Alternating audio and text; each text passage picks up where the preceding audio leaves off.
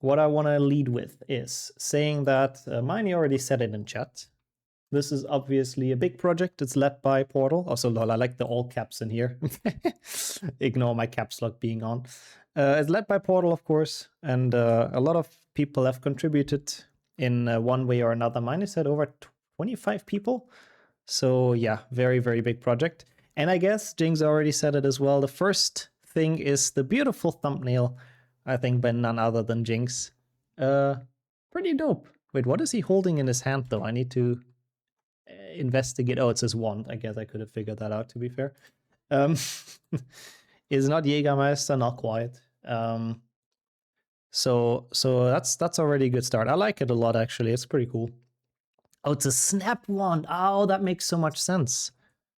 30 people have even contributed to it. Wow, that is indeed a lot of people. So yeah, it's an hour 15. So we'll definitely have a lot to watch. Please let me know how the audio balancing is once we go into it. I will probably stop whenever I have something to add, right? Because I don't want to talk over it. I think that would be a bit rude. So yeah, let's get into it. Oops. I suppose subtitles are actually a great idea to have as well. Who needs a wand anyways if you look at? Yeah, I guess that's why he broke it at the end of the day. That's where we start with the gaslighting idea. Well, I would like some actual proper feedback. If it's too loud or too quiet, please tell me. It's overflowing on the page. Yes, you're absolutely right. Thank you so much. This looks a lot better, I think. In Russian, please. Yeah, well, yeah, true. That's also another thing where there's a lot of people contributing. From what I've seen and heard, you can choose the subtitles, Untertitel, for right now, English, Polish, and Russian. And I believe there's gonna be a couple to come. Not entirely sure though, but I think there's some more people working on some other languages at the moment. So yeah, if your English is not perfect, or if you would rather have it translated in your own language, I guess that's the way to do it. But yeah, I think we'll probably get into it. I think everything is set up and looks good from what I can tell. Cool. So let's enjoy the history of Lowcast. I'm very, very curious because there's a lot of history that I have lived through. And let's get into it. Welcome in, Fart, by the way. Let's go. You stay motivated with someone like that? I guess it's hard to say. I mean, how does anyone stay motivated to just like reset something for hours on end? I guess maybe I just happen to be willing to do a different painful thing than other people are willing to do. Ah yes, speedrunning. The act of beating a given game as fast as possible while abusing a variety of movement tech, glitches, and all sorts of strats. But what happens when a community... That's my clip. I don't want to interrupt too much. I just want to say I'm very happy that Seven is back as the lead narrator, and it's a very epic start. Okay, I'll let it play now. Movement tech, glitches, and all sorts of strats. But what happens when a community is bored and goes, well, this is too easy, let's crank it up a notch? Challenge runs are, in fact, very common in speedrunning communities all around the internet.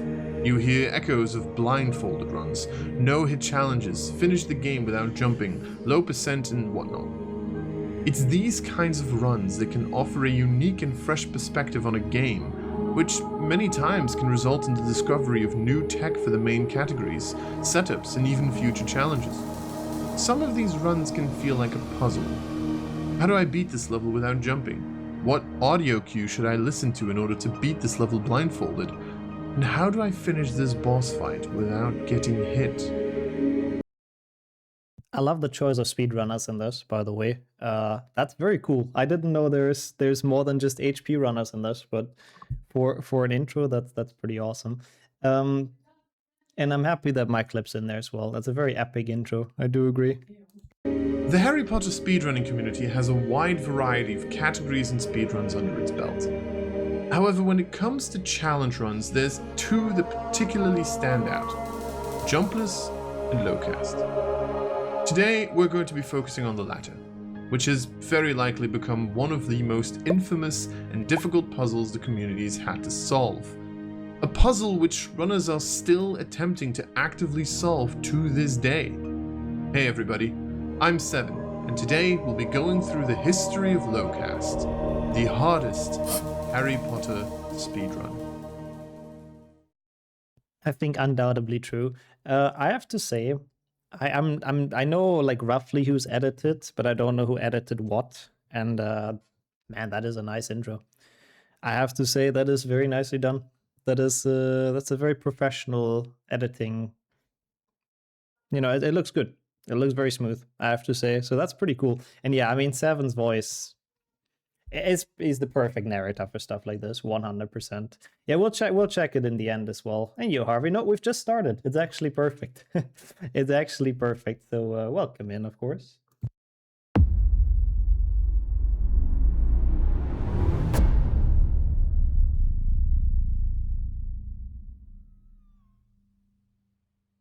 The game will also see here, Dennis pointed it out. I said I had Portal Guy 1000 up there as well. It just really depends if it's the YouTube or the Twitch name. So I guess I'll change it back to 1000 then. It's like it's always different zeros. So yeah, just to point that out.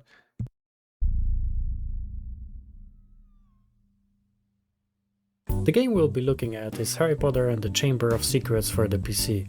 For those unfamiliar, it came out in 2002 and was developed by No Wonder Studios, who worked under EA. It's a 3D platformer, jump and run adventure game with collectathon elements.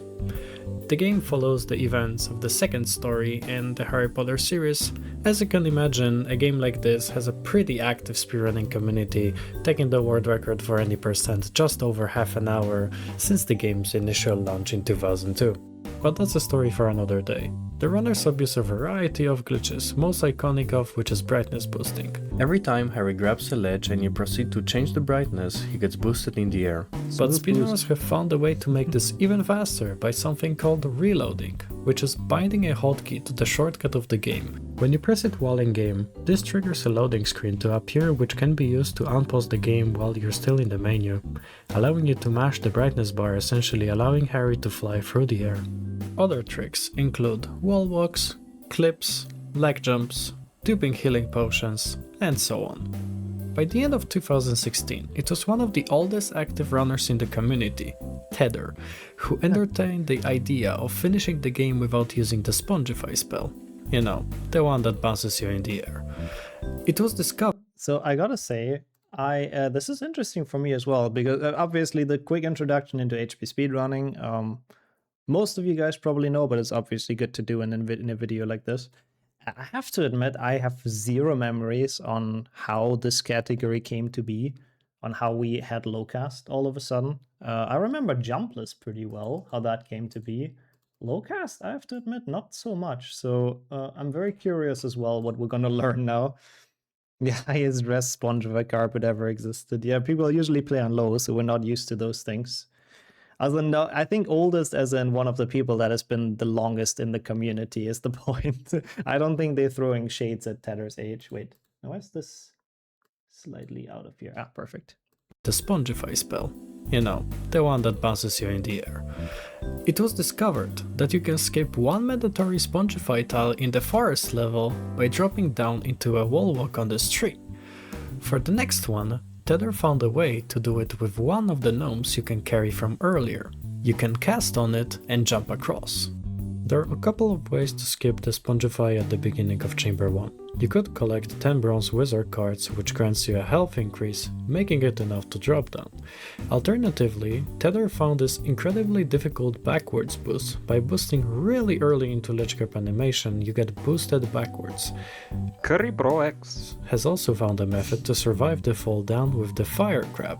In Chamber 2, an early version of what would later become the main Lowcast strat was discovered. Thus that one, like the backwards boost is so bad. I have never gotten that once. I've tried that at some point for Lowcast. I haven't gotten that once. It's horrible. And the gnome thing in Forest looked fucking cooked as well. Like Tether has done some crazy work with this game. An early version of what would later become the main Lowcast strat was discovered, thus proving it was possible to finish Forest and Chamber without using the Spongify spell. A new unique idea was spawned though. Runners asked themselves the question, if we can finish these levels without using Spongify, how many actual spellcasts can we skip? So, as 2017 rolled by, notable community members Tether, Tour of Queen aka TK, and Curry Bro X started cooking, and by September, I'm very, I don't know if I get behind the scenes knowledge here, but why is that dubbed over? Did iMake not know how to say it, or I'm very, very curious. Yeah, I knew TK was heavily involved. Oh, he mispronounced it, I see. Well, that's fair. I mean, that works. Makes it funnier, to be honest. Curry makes sense. Curry is someone that people might not be super familiar with because they found a lot of glitches, but I don't think ever really did too many runs of the game. And if anything, then like decades ago, you know? So it's cool. It's cool to give some credits in here. I like that. TK and Curry Bro X started cooking, and by September, they had an early route figured out. It was possible to finish the game in 59 casts based on this route that TK posted. It was only missing the final cast skip in Forest, discovered by Tether. Notably, this route was done during the days where players ran the game capped on 120 FPS, which made skipping the Rick to Sempra level. Really? It's that old? I didn't even know it's that old of an idea to do Lowcast, even in the 120 days. Like, damn. But yeah, I like that as well, Dennis. It's cool. It's cool that people get recognition that like glitch hunters and stuff. And it's not just the roster of people that have the world record. I like that a lot. I remember those days. Yeah, I mean, 120 FPS. When was it even abolished? Like 2000 and I don't even know when we switched to 60 fully. 2017 or something. I really don't know. Or 18. No, when I played it was already 60. It must have been 17, 18, something like that. So crazy. I didn't know Lowcast is quite that old. 22, the board was removed from CE. That makes sense. Like, we still had it as a separate board. Yeah, it might be still in the video. That's true. We did have it for a separate board, as a separate board for a while. But I do not remember when the switch to 60 was like officially made. But yeah, maybe we'll hear it in here. Possible by jumping backwards into the entrance of the challenge before it closed. The rules were, however, changed in December of 2017. Without going into too much detail, the game was now run on 60 FPS instead. As such, Rick to Sempra skip was no longer possible, so the community had an entirely new level to route. Later, a new game-breaking glitch was discovered, Quidditch warping, which allowed runners to skip entire levels by playing Quidditch instead. It was revolutionary for any percent. Yeah, no longer possible. Obviously, it is possible, but from 2017 to 2025, it was not possible because we didn't know how to. So that's why it says that. Was Flo in France? I don't know. Look, that's a good question. I don't know. Lowcast, the runners ended up making the decision not to allow that trick, as the idea of category was to be a challenge run. More strategies and cast skips were discovered and proven in 2018 and 2019, and Tether created a route document which included all levels of the game. The idea of Lowcast grew more and more popular among active and talented runners of the community, and it was only a matter of time until the first run was performed. The Harry Potter category extensions boards were created on the 2nd of July 2020, and Lowcast was added as an official leaderboard you could submit your runs to on the 19th of December of the same year. So I want to pause because I don't want to take it away. I don't remember who did the first run.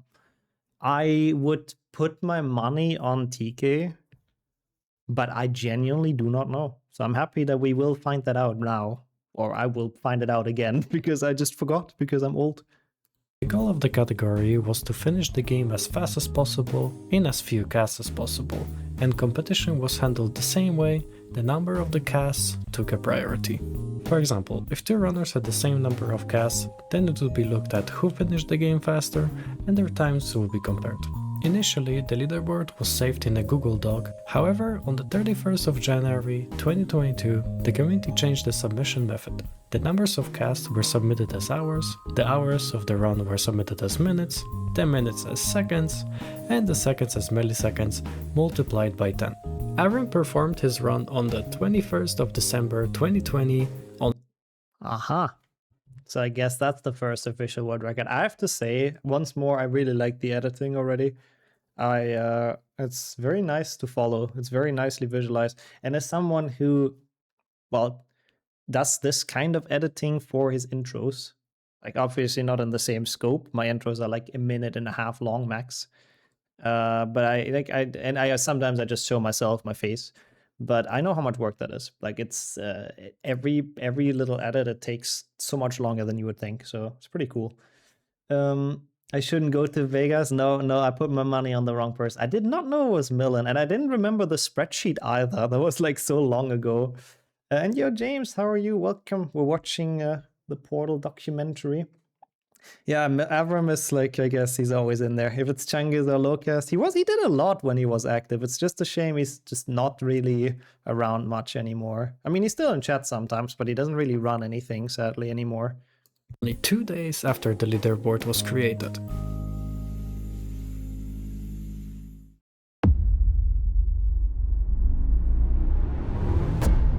It's going to be so weird to see with how little tricks The first world record for HP2 Lowcast started off in Willow, where Avram casted on this gargoyle in order to unlock the way forward and boosted across. He then boosted out of bounds from the luggage and made his way to the end of the level. Before he left, however, he performed the ledge clip at the top here in order to Number 7, Hesper Starkey, 1881 to 1973, who studied the use of phases of the moon in potion making. The best card. Sorry about that was weird. Anyway, now in order to survive a pretty lengthy fall in Chamber 2, Avram needed to collect 10 bronze wizard cards to receive a health increase. A few of those can be found simply out in the open, while some can be found inside chests, but seeing as those require a cast, alternatively, you can buy these cards from traders. By skipping all cards in a level you can then buy them from traders around Hogwarts. A unique way of the developers making sure that even if you miss a secret or two, you can still collect all the cards. So, Avram is going to have to plan his route carefully. He needs to collect enough beans to purchase at least 6 bronze wizard cards. The price of one is RNG and it can be reset every time you bump into a trainer, but the cheapest that you can get a bronze card for is 120 beans. So, at a bare minimum, our runner will need to collect 720 beans and 4 extra bronze wizard cards in order beans. Yeah, he said it very nicely. I do agree. It's a nice improvement on HP1 that you can actually buy the cards that you're missing. Also, just a quick thing to this. Yeah, I remember this being the route. That's it was very annoying. I hope they show. I'm sure they show how to get the bronze cards, because holy shit, some of them were so bad to get, and I really I mean, it was fun, I suppose, but it was good that we found a better way to do that strat in Chamber, because getting those 10 bronze cards was really, really papega. 720 beans and 4 extra bronze wizard cards in order to have enough health to just finish the run. But with that technical yapping out of the way, let's focus on the run itself. Avram boosted up to the Grand Staircase here, making it to Rictus Sempra, the first spell challenge. He finished the arrow key minigame to maximize his house points, this will be important later, and entering the level, Avram performed the first trick of the run, Crab Manipulation. After letting this fire crab shoot at you, you can then hide out of its side, and as a result, the crab will start walking in a direction, in this case, to the right. So with this, we've already skipped 2 otherwise mandatory spellcasts. You'll also notice Avram collected all challenge stars and beans that were accessible along the way. This is important for later as well. You see, the more challenge stars you collect, the more house points you're rewarded at the end of a spell challenge. So he then lured these 2 snails onto their pressure plates. In this area, both crabs are on a cycle. Using crab manipulation similarly to the first room, Avram can lure this crab to fall on its trap on its own. He has to cast at the other one as it can't be manipulated, it's not that stupid. Moving on, Avram continued to collect beans and stars along his way. He He then jumped across this chasm, got a long ledge grab, and boosted all the way up. Normally, in this next room, upon entering, 2 gates close. However, if you're careful, you can just about make it to the trigger that spawns only the crabs and closes the door in front of you, but not the one behind you. As for some reason, that's a separate trigger, thus leaving you a lot of room to manipulate one of the crabs. And after a bit of... So, see, that is a strat I've never even done. I think I've only ever run it with the gnome blocking it, so that's cool. Like, I knew I would be learning some things about the game today because I didn't know that there's 2 triggers for that. Is it really manipulation if the crabs do totally what it was programmed? I mean, you manipulate the AI to do what you want it to do, I suppose, right? Because otherwise, if you don't do that movement, they would just do their normal cycle. So by doing exactly that movement, you manipulate them to go exactly where you want to go, where you want it to go. So I think it's a fair way of calling it. Struggling, Avram actually got the crab manip and made it to the last room. Upon collecting one last challenge star, he brightness boosted from this ledge and jumped across, collecting the completion star. Now at this point, the more house points you're ahead of Slytherin, the more time you spend in the bean bonus room, a reward level, in which you can collect as many beans as you're able to in a given amount of time. However, instead of going to the ceremony, he went outside, boosted out of bounds, and after collecting a couple of extra beans, made it to an out of bounds trigger, which upon entering spawns you in a Quidditch game. Now, these actually reward the player with more house points, and by clicking on a specific game before entering the trigger, you can then play it.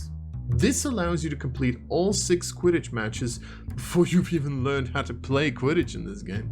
Avram won all 6 matches, which guaranteed him a substantial lead in house points over Slytherin. He then finally... Horrible start into a run, honestly. Like, you see how the timer is on 30 minutes, and you're literally just done with Rick to Sempra. But I guess that's kind of Lowcast for you. It's a trigger that probably a lot of people don't know about, but yeah, that's where they move the Quidditch trigger on the grounds. It's just basically out of reach, but with brightness boosting, nothing's out of reach, which is cool. They went over to the house point ceremony and entered the bean bonus room. The second time around, he was more careful the second time around. Oh no! He managed to leave with 346 beans, well on pace for the amount. Wait, does that mean, where does that even spawn him? Did he have to do Quidditch again? I don't even know. But that's the bad time if you die in there. Yeah, everyone loves Quidditch. I really hope that... No, I mean, it's on 30 minutes and then it's on 34, so I don't think he had to redo Quidditch, but that's a bit rough. But since it was the first run, I guess he could kind of afford losing time. I like that Frodo gets credited in the subtitles, by the way. Should spawn after last game? I think probably, yeah, that would make sense, yeah. And Yokus, by the way. Good to have you here, welcome in. He was more careful the second time around.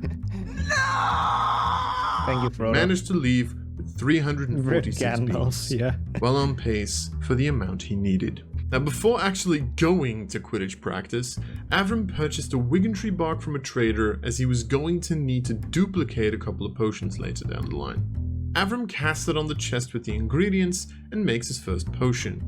And he then follows Hermione to the grand staircase where he bought flubberworm mucus from a trader. Oh, so this is before we knew how to leave potions class. Interesting. So we actually had to waste beans on that and then make infinite potions, which I'm sure they're gonna explain. Also getting the Boromir death in this video, who knows? I mean, I know Portal is a Lord of the Ring fan, so maybe we got some references here. It's also the safe in the grand staircase of all elf failed. Yeah, but it's not really on the way after Quidditch, but who knows if he took that. Took the safe book and used a potion duplication glitch, making 25 healing potions. In the entirety of Scourge, there's only one spell he needs to cast on the first ectoplasm. The entirety of the level is then skipped literally with one the of same the as most notorious sequence breaks in HP2 speedrunning. Scourge skip. You see, by lining up to a specific angle and jumping at a specific point, you can get a ledge clip into a wall walk, allowing you to then jump all the way down to the completion star. This trick is somewhat precise, but Avram managed to get it first try without a setup. What a chat. I like how that's explained, by the way, because they could have just brushed past being like, there's skirt skip, you can skip the level. But it's nice that it's actually fully explained. So in case people that are completely new to the run, they know basically how it works. How are you going as well, Jesse? Good to see you. And feel you, of course. That's the one trick you learned. That's a tough one, though, honestly. GG's on that being the only one. Not bad. This trick is somewhat precise, but Avram managed to get it first try without a setup. Having completed Scourge, he once again went to the bean bonus room, and ended up leaving with a grand total of 539 beans. However, the next level he had to go through is the most infamous. Bicorn. He jumped through the ectoplasm to enter the level. After casting on the Alohomora door, he performed a boost to get him to a wall walk and then walks across, saving 2 casts. What follows is the first challenge, the Bicorn Pixie Ride. It sounds more fun than it is. You can manipulate this pixie all the way down to the bridge, and then bop on its head over and over until you make it back up to the top. The issue with this strat is that each bop bounces you in a random direction with random speed, making it exceptionally difficult to control. Avram ended up spending around 30 minutes trying to get this trick before finally succeeding, skipping just 1 cast. In the next room then, he manipulated the 2 snails inside the trap. As with these 2 crabs, their manipulation works a little bit differently. They move after shooting you, so instead of hiding from their sight, Avram did the following. He allowed a crab to shoot at him twice. The crab would then move either to the left or to the right, depending on his last movement after shooting. So the pattern goes shoot, shoot, right, shoot, shoot, left. By following this pattern, he managed to get both crabs in their traps fairly quickly. He then the start of this is absolutely horrible. Like, the start of Bicorn and Lowcast is so bad. I'm sorry, Slade. I like Bicorn casually. I love it as a level, but man, for speedruns, there's so much pain in this. If it's a challenge run or even a normal speedrun, it's horrible. Also, you'll learn it as well, Nadia, Scourge Skip. If you actually sit down and try to go for a setup, you'll learn it eventually. It's just very hard to do it consistently, though. Pixies were put there for a specific reason, and that is more torture. Well, good thing they did put it, otherwise we wouldn't have a way to skip it, I don't think. But yeah, man, the Pixie elevator, that used to be one of the hardest things back then. That's why you spend 30 minutes. Nowadays, it's like nothing, There's so many worse tricks, but yeah, we'll get to that. I don't wanna get ahead of ourselves, basically. I'll probably refund the Bonsa, by the way, because I don't think there's the time or space for that right now. Dropped to the room below, where he once again guided the 2 snails inside their traps and took a cast on the ectoplasm, which lowers these stairs. Avram then performs the maze skip. You can drop to a wall walk here, skipping the maze puzzle entirely, saving another 2 casts.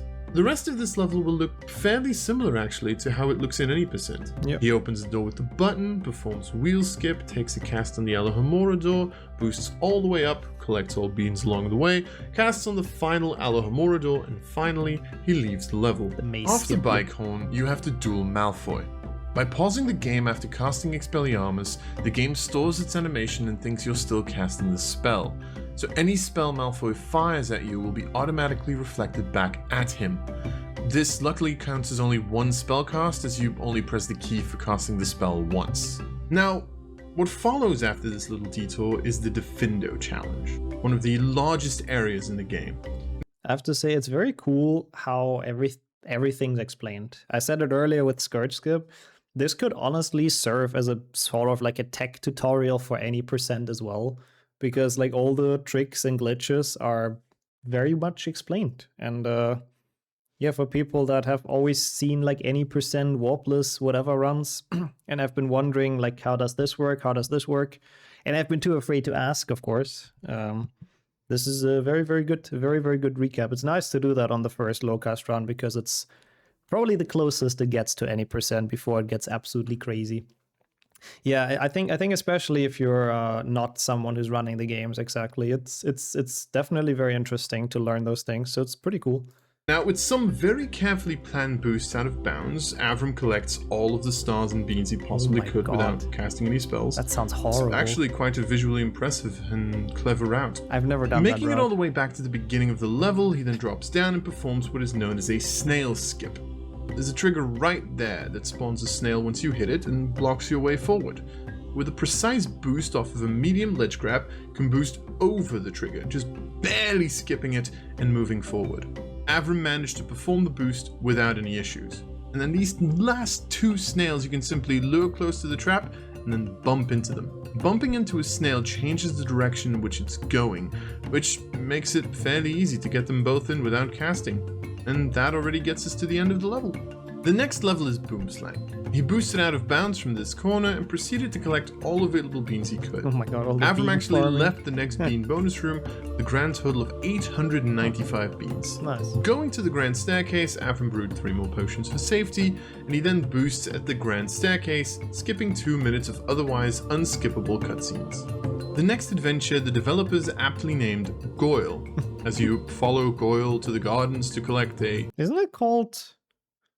No, is it called Goyle in the fight? Yeah, I think it is. Bicorn is called Dungeon Quest, right? Was that boost? Which one?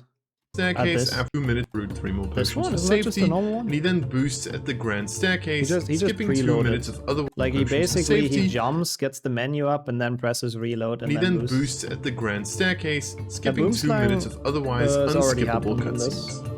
The next adventure, the developers aptly named Goyle, Boomslang is as you Boomslang. follow Goyle to the gardens to collect a I thought it was piece called of Garden him. Quest or something. Take that as you will. Anyway, so the first trick involves a boost from this block. Upon casting on from behind, you can ledge grab it and boost all the way to the top. Avram did fail it once, having to take a death and try again, but he got it second try. Entering this next room, he took a cast on the web and performed this wall walk to skip the grab trapdoor. Continuing forward, he cast on this trapdoor, which led him outside, and he played the rest of the level semi-casually. Keep in mind how easy this Goyle was, because it won't stay like that. Like Goyle is one of the worst levels in Lowcast. Like this was kind of just any percent, you know, like this is just so easy to do. I wish it would have stayed like that. Boomslang is greenhouse. There you go. I knew some of them were called like weirdly, but that makes sense. Casted on the final gate, and he collected that piece of Goyle that we were talking about. It's hair. Get your mind out of the gutter, damn it. So after turning into Goyle, it was time for Slytherin. Then 2 casts here. So 2 casts on these ropes, 3 casts there, and then there's bridge skip. Yeah, you can just do that. And then after talking to Malfoy in the common room, you turn back into Harry and escape, avoiding all Slytherins along the way. The final Yeah. So again, Slytherin also pretty much. I think that hasn't really changed even since then. Pretty much standard. Welcome in, Pave, and welcome with audio. It's good to see you. Freak those ropes. Oh god, they're horrible. Weirdest collision and hitbox in the game. final spell we learn in HP2 is Spongify. So by simply casting on the Spongify tile and boosting all the way to the completion star, the level is over in mere seconds. Seems anticlimactic. Anyway, after this big Spongify, Avram had to gamble I'm with curious. the trader. Remember, he wanted a price cheap enough to be able to purchase 7 wizard cards. Got a reasonable price 6th try, and bought them. Next is the final house point ceremony, which doesn't result in a bean bonus room, and instead gives you an unskippable cutscene with young Hagrid. This allows you to now enter the forest level. We have reached the end game. Boosting from Wait, this what the is that? forest level. We have reached the end. That is absolutely graphic design at its peak. Beautiful. Absolutely beautiful. Yeah, I'm curious then if Slytherin is messed up nowadays. There is a good couple of casts in Slytherin, mostly in the beginning, and then afterwards there isn't. But yeah, I do remember the people Gamba on the wizard card sellers was so bad in the early days of Lowcast. It was so horrible. I know I did like a route of like that as well in the past Game. with that included. Boosting from this ledge and then dropping down, Avram was able to skip 2 casts, a Lumos and a Spongify. The He then had to HCU. perform a trick known as Forest Bridge Skip. However, he ends up falling down, soft locking in the process. Normally, if you cast Lumos earlier, 3 platforms appear, however, casting spells is cringe. So, Avram is forced to reload and try again, and he got the skip he got the skip third. Okay, come on. He gets it 4. Here we go. He Easy. gets First it on try. his 5th try. First Yay. try. Well, anyway, he needed to cast on 2 of the 3 webs. You can walk through the first, but not the other 2. And what follows is a drop to a wall walk on this tree, Never and a doubted jump it. across. Avram then boosted all the way up in order to... Number 57, Gifford Ollerton, 1390 to 1441. Famous Giant Slayer, killed the Giant Hengist of Upper Barnton, the best card. The best card. I have to say that's very cool intermissions. I mean, Sammy's card introductions, of course, are community treasures and community memes. There's no one on this planet, I will go that far, that knows as much about the Harry Potter wizard cards as Sammy. And yeah, that's a cool way. It's a very cool way to use that in this video. It's a funny insider. I like it. All I heard was first try. Yeah, I like the subtle throwing shades at at Millen, the poor guy. Man's inactive in HP speedrunning for like 6 years and he's still catching strays, you know? Killed the giant The heaps best of card. Buffalo Barnes, the best card. Sorry. I knew this video was gonna kill me. He then dropped back to the wall walk and jumped across. He then drops back to the wall walk and jumps across. Boosting up to the final web, Avram is faced with the hardest trick in Forest, the boost across the river. As the river strategies are difficult, Avram ended up spending around 40 minutes to get across. It's not that bad, But he finally made it through and proceeded to perform the final trick in Forest, the tree cast skip. By boosting from this rock all the way to the top of the map, you're then able to parkour your way down, and Avram landed in a wall walk, allowing him to drop down safely, cast on the web, and enter the Aragog boss fight. Nothing particularly special about this fight, 8 casts on the webs and 7 on Aragog. When he reveals his weak spot, you deal extra damage, so all Avram had to do was wait. That's pretty funny though, Winter. I mean, the best card very much deserves to be italicized. YouTube knows what's good, but that's really weird. Like, how does it work on one spot but not on the others? Reveals his weak spot, you deal extra damage, so all Avram had to do was wait. Before entering the final level, he had to collect one last card, the greatest card in You can skip the next 15 seconds, you'll thank me later. Well, but now you got me even more curious what this is about. So I will make the executive decision to watch it and probably be miserable rather than skipping it. the final level, he had to collect one last card, the greatest card in all of existence. I love this card to pieces. Did you know that there's actually a special edition of this card where you can have like this translucent unicorn in the back of it? And if you really zoom in on its horn, it actually kind of looks like Portal's penis, located behind Hagrid's hut. Although an odd choice in a game named Harry Potter and the Chamber of Secrets, the Chamber of Secrets serves as the final level of this run. So, I mean, I think I'm asking the question for everyone. When are we gonna get that as a cosplay? I mean, Chips has done it during the bingo tournament, sort of. So, I'm just saying. The Chamber of Secrets. The Chamber of Secrets serves as the final level of this run. Avram had enough health to drop all the way down without dying. He took 2 deaths and then landed on this torch. The next strategy is... Sorry, I was confused there. I thought he survived with like one, like absolute nix of health, but he just died. He took 2 deaths and then landed on this torch. The next strategy is Scourge Snipe. By aiming at the ectoplasm from above, you're able to just about snipe it and continue forward. Avram struggled quite a bit with this one, as each failed attempt meant he had to take a death or a reload. He managed to get the snipe 7th try though. What follows is known as Chamber Jump. The very precise jump you're able to make it across to the other side, skipping a Spongify spellcast. Avram accidentally cast on the block above, however, forcing a reload, but he got the jump on the 2nd time around. With a few mandatory casts along the way, he entered the Pixie Room. Fucking Pixie Room. Inside the Pixie Room, he got a medium ledge grab boost from this ledge, cast on the rope, and entered Chamber 2. At the beginning, there's this long... yeah, well, they did explain it, basically, but it's probably easy to gloss over. But basically, every time you fail Scourge Snipe, they say it here, like each failed attempt meant you had to take a death or a reload. So it counts if you keep on trying it, but what you do in Lowcast is you do the attempt. If you fail it, you reload your game and you do it again. So every time you reload the game, all the casts until the last or from the last save book on are erased. So that's basically how it's meant. casts along the way. He entered the pixie roost from this ledge, cast on the rope, and entered chamber 2. At the beginning, there's this long boost, known as an auto boost, which is used to get all the way to a wall walk. Wow, nice. And he then performed the final bridge skip of the run. If you stand on so far, like this Lowcast genuinely wasn't bad. Like the first couple of routes were really okay. Like there was some hard stuff, but most of it was pretty fun. It's just that, and we see that during this video, nowadays there is so much worse in this, and so much stuff that is so difficult. So now it really deserves the title of like hardest Harry Potter speedrun, I think they called it at the start. It really does deserve. This invisible collision can then jump into a medium ledge grab, which Avram did smoothly. Yeah, remember the this final run noteworthy well, strat that he went for was the boulder cutscene skip. If you get this wall walk, you can actually drop down without triggering the boulder chase. This allowed Avram to simply boost over the vines one by one without worrying about being crushed. From here, it was time for the Basilisk boss fight.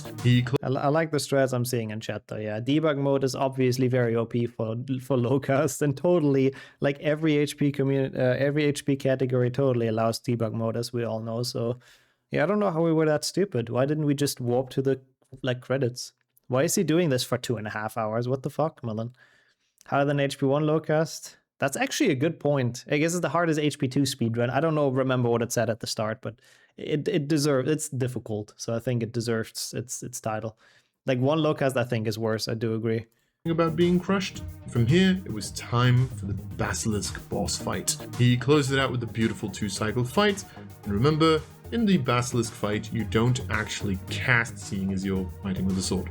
With the first load of entering the Great Hall, the first submitted HP2 Lowcast run thus ended with a time of 2 hours, 28 minutes, and 3 seconds, and a grand total of 70 casts. Not the bad run at all. may not have been perfect. There GG's. were many mistakes here and there. However, it served as the first chapter of a legendary story, one filled with pain and suffering, but also with some of the most creative strategies the community has come up with. Oh my god, that is a cursed one. Oh Lord, sorry, I don't want to take this away. So what I want to say, it's a very good thing to start with this, and I like that as a build-up, because I believe this is like what, a 20-minute segment or 15, and I think that's a great build-up, so people understand the basics of it and the idea and the basic run, and it's not super crazy yet, and it's easy to follow, and then we add on that. Yeah, it sets a baseline exactly of all the crazy stuff that gets added on top. And very pleasantly narrated as well by Mr. Seven once more. I may get the start as well. And Sammy, of course. That was the basics. Yeah, again, this is the easiest Lowcast. Like, this is genuinely, like, it's not super free or anything. Like, you have to do some difficult stuff, but this is very doable compared to where it's at nowadays. But also with some of the most creative strategies the community has come up with. What kind of a fucking love letter to Lowcast is this? I thought you were a Chungus guy. Jesus. Good point. I feel betrayed. Sorry, what was You were that? a Chungus guy. Jesus. I feel betrayed. Lol. Fasten your seatbelt, yeah, for what's left to come. We're just getting started, indeed. It wasn't long before the category sparked interest with other members of the community. Notable runner Zasta had expressed interest in Lowcast much earlier, providing one of the earliest documented routes. He went for similar strats as Avram, and he submitted a run of his own. I'm gonna be honest, I completely forgot Zasta has done runs. Of course he has, he's done everything back in the days, but I completely forgot about that. Oh god, I hate that. It's sadly just Twitch user. I'm sorry about that. We can't really do much about that, sadly. I don't think. Maybe trying it on a different browser works. Yeah, big reaction for Renee in chat. I like that though. All the love for Renee. Also true, 99 casts is the bare minimum you need to do. That's a good point, yeah. So you can submit a pretty slow one and still make it on the boards without issues. And you, Renee, as well. You're having a big fan club in this chat. How are you doing? Welcome in. He went for similar strats as Avram, and he submitted a run of his own. One nearly 40 minutes faster than the previous record, with a faster bean route, a better pixie ride in Bicorn, and a faster chamber. A significant route change that Zasta implemented was collecting number 64, that doesn't matter, you're going to cut that anyway. Number 64, Jacunda Sykes, 1915 to present. Famous for flying across the Atlantic on a broomstick, the first person to do so. The best card. The best card. Zasta also got the lag jump in Forest first try. The run did have some slowdowns though. Most notably, he did not have enough beans to purchase 6 cards, so he had to explore the castle to collect a few more. Lord. Zasta was That's funny, I didn't even know that. He was just running around farming beans. What if the run was 70 cast? That means there was a time where the best low cast was the band number. I guess we'll see. I don't remember if 69 cast was ever a thing, but it might have been. Also, thank you, by the way, mods. I don't know what went through Skillet's mind, but it's good that you guys like Renee, but maybe we contain it, Okay, let's continue this. So the beans incident, yeah, that's crazy. I didn't know he had too little. For the people, Gamba. Purchase 6 cards, so he had to explore the castle to collect a few more. Zasta was also seemingly not sure how to perform the final strat in Forest, and ended up spending a lot of time figuring it out. Poor guy. Aside from that and a few minor slowdowns, his run was overall solid.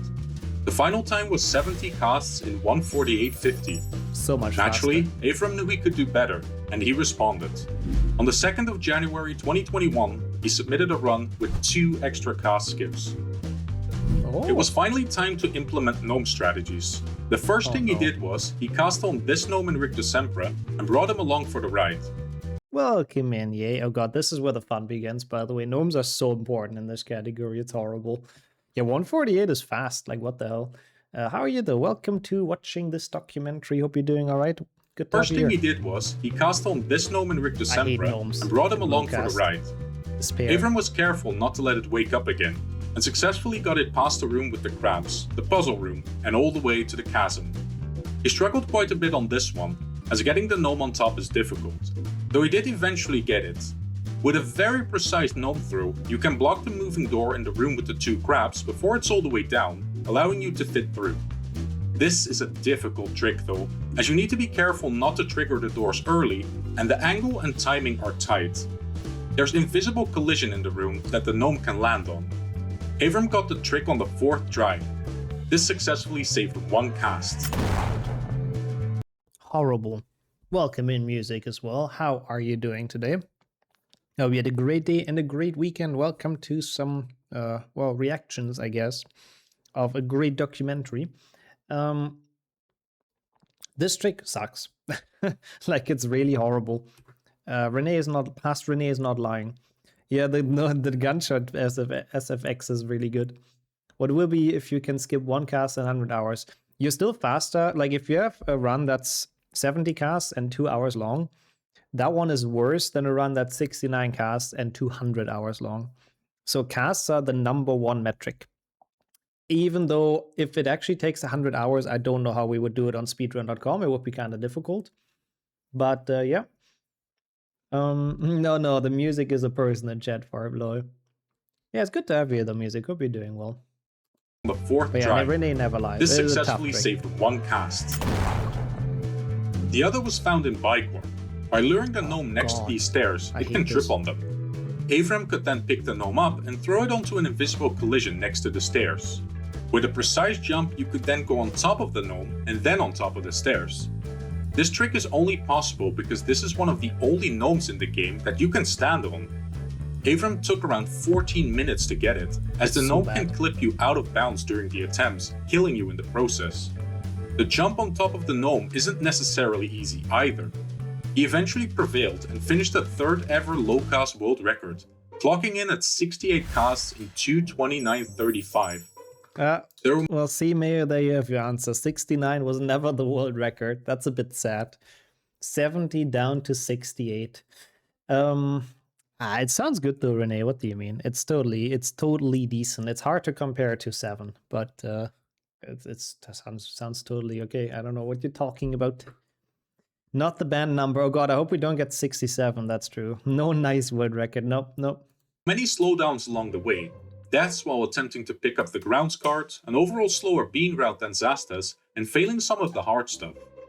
However, a record is a record, and it was Abrams to keep for a while. The 2 new strats he had implemented were difficult, and nobody wanted to have to go for them. 5 days later, something remarkable happened. Turath Queen, one of the pioneers of the category, and respected strat hunter and former world record holder for HP1 and HP2, claimed a run of 65 casts in 212x. She had allegedly saved 3 casts. How had she done it? Is it an April's Fool? I do not remember this. Well, as you can imagine, Abrams' run did not go for every strat. Or is the footage just from something? What is this footage from, though? I'm so confused. Willow, Ground Snide. Oh, wait, so from Willow straight into Forest. But you don't have the spells. I'm so confused. There were 2 more strats. How's it going, Andre? As you can imagine, Abrams saved 3 Sorry, how are you doing? Good to see you. casts. How had she done it? Well, as you can imagine, Abrams' run did not go for every strat. There were 2 more strats in Bicorn, the door clips. By standing on top... Okay, so the footage was... I see, the footage was from something else. New game plus boostless, what the fuck? I mean, that's kind of cool, to be honest. I like that that's...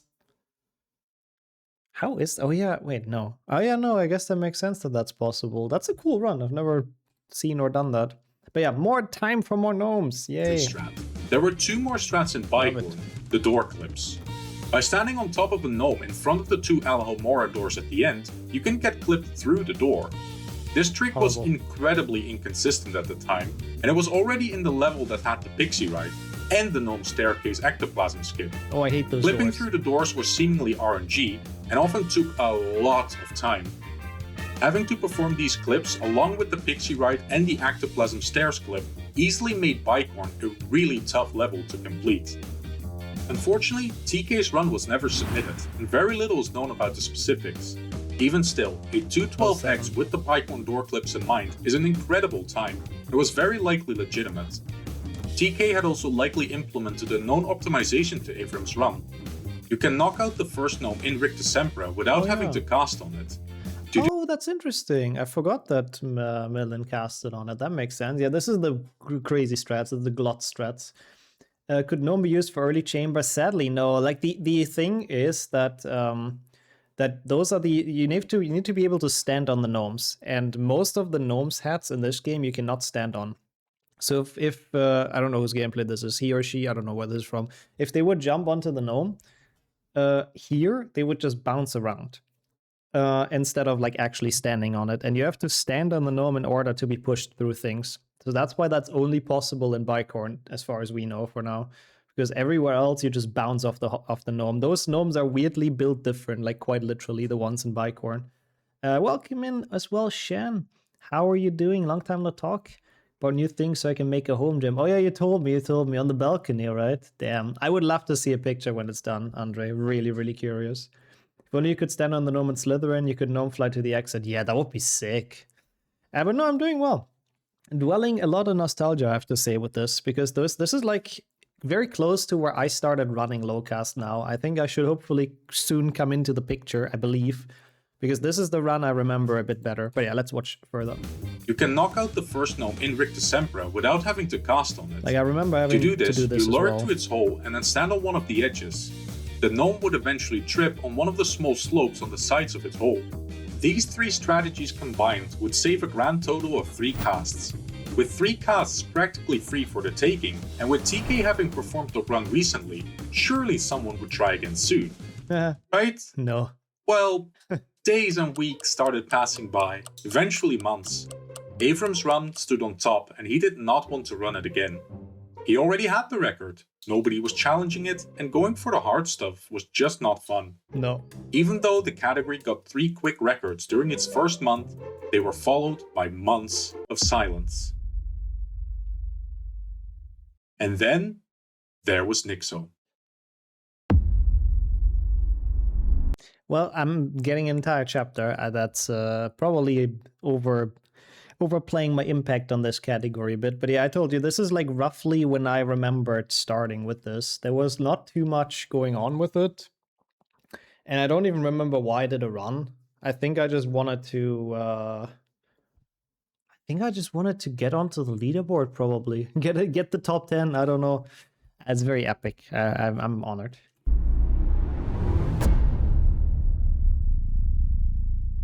Nixo is currently the biggest streamer in the Harry Potter speedrunning community. He's known for running every single Harry Potter game in existence, while at the same time managing to maintain an overall solid skill level for pretty much all. Excuse me. Overall solid skill level. Excuse me. That makes it sound like I suck. No, I mean he has a point. Yeah, that's cool though that Dino gets to narrate about me. That's pretty awesome. Big shout outs to Dino. The video remembers. I'm happy then because I really do not at all.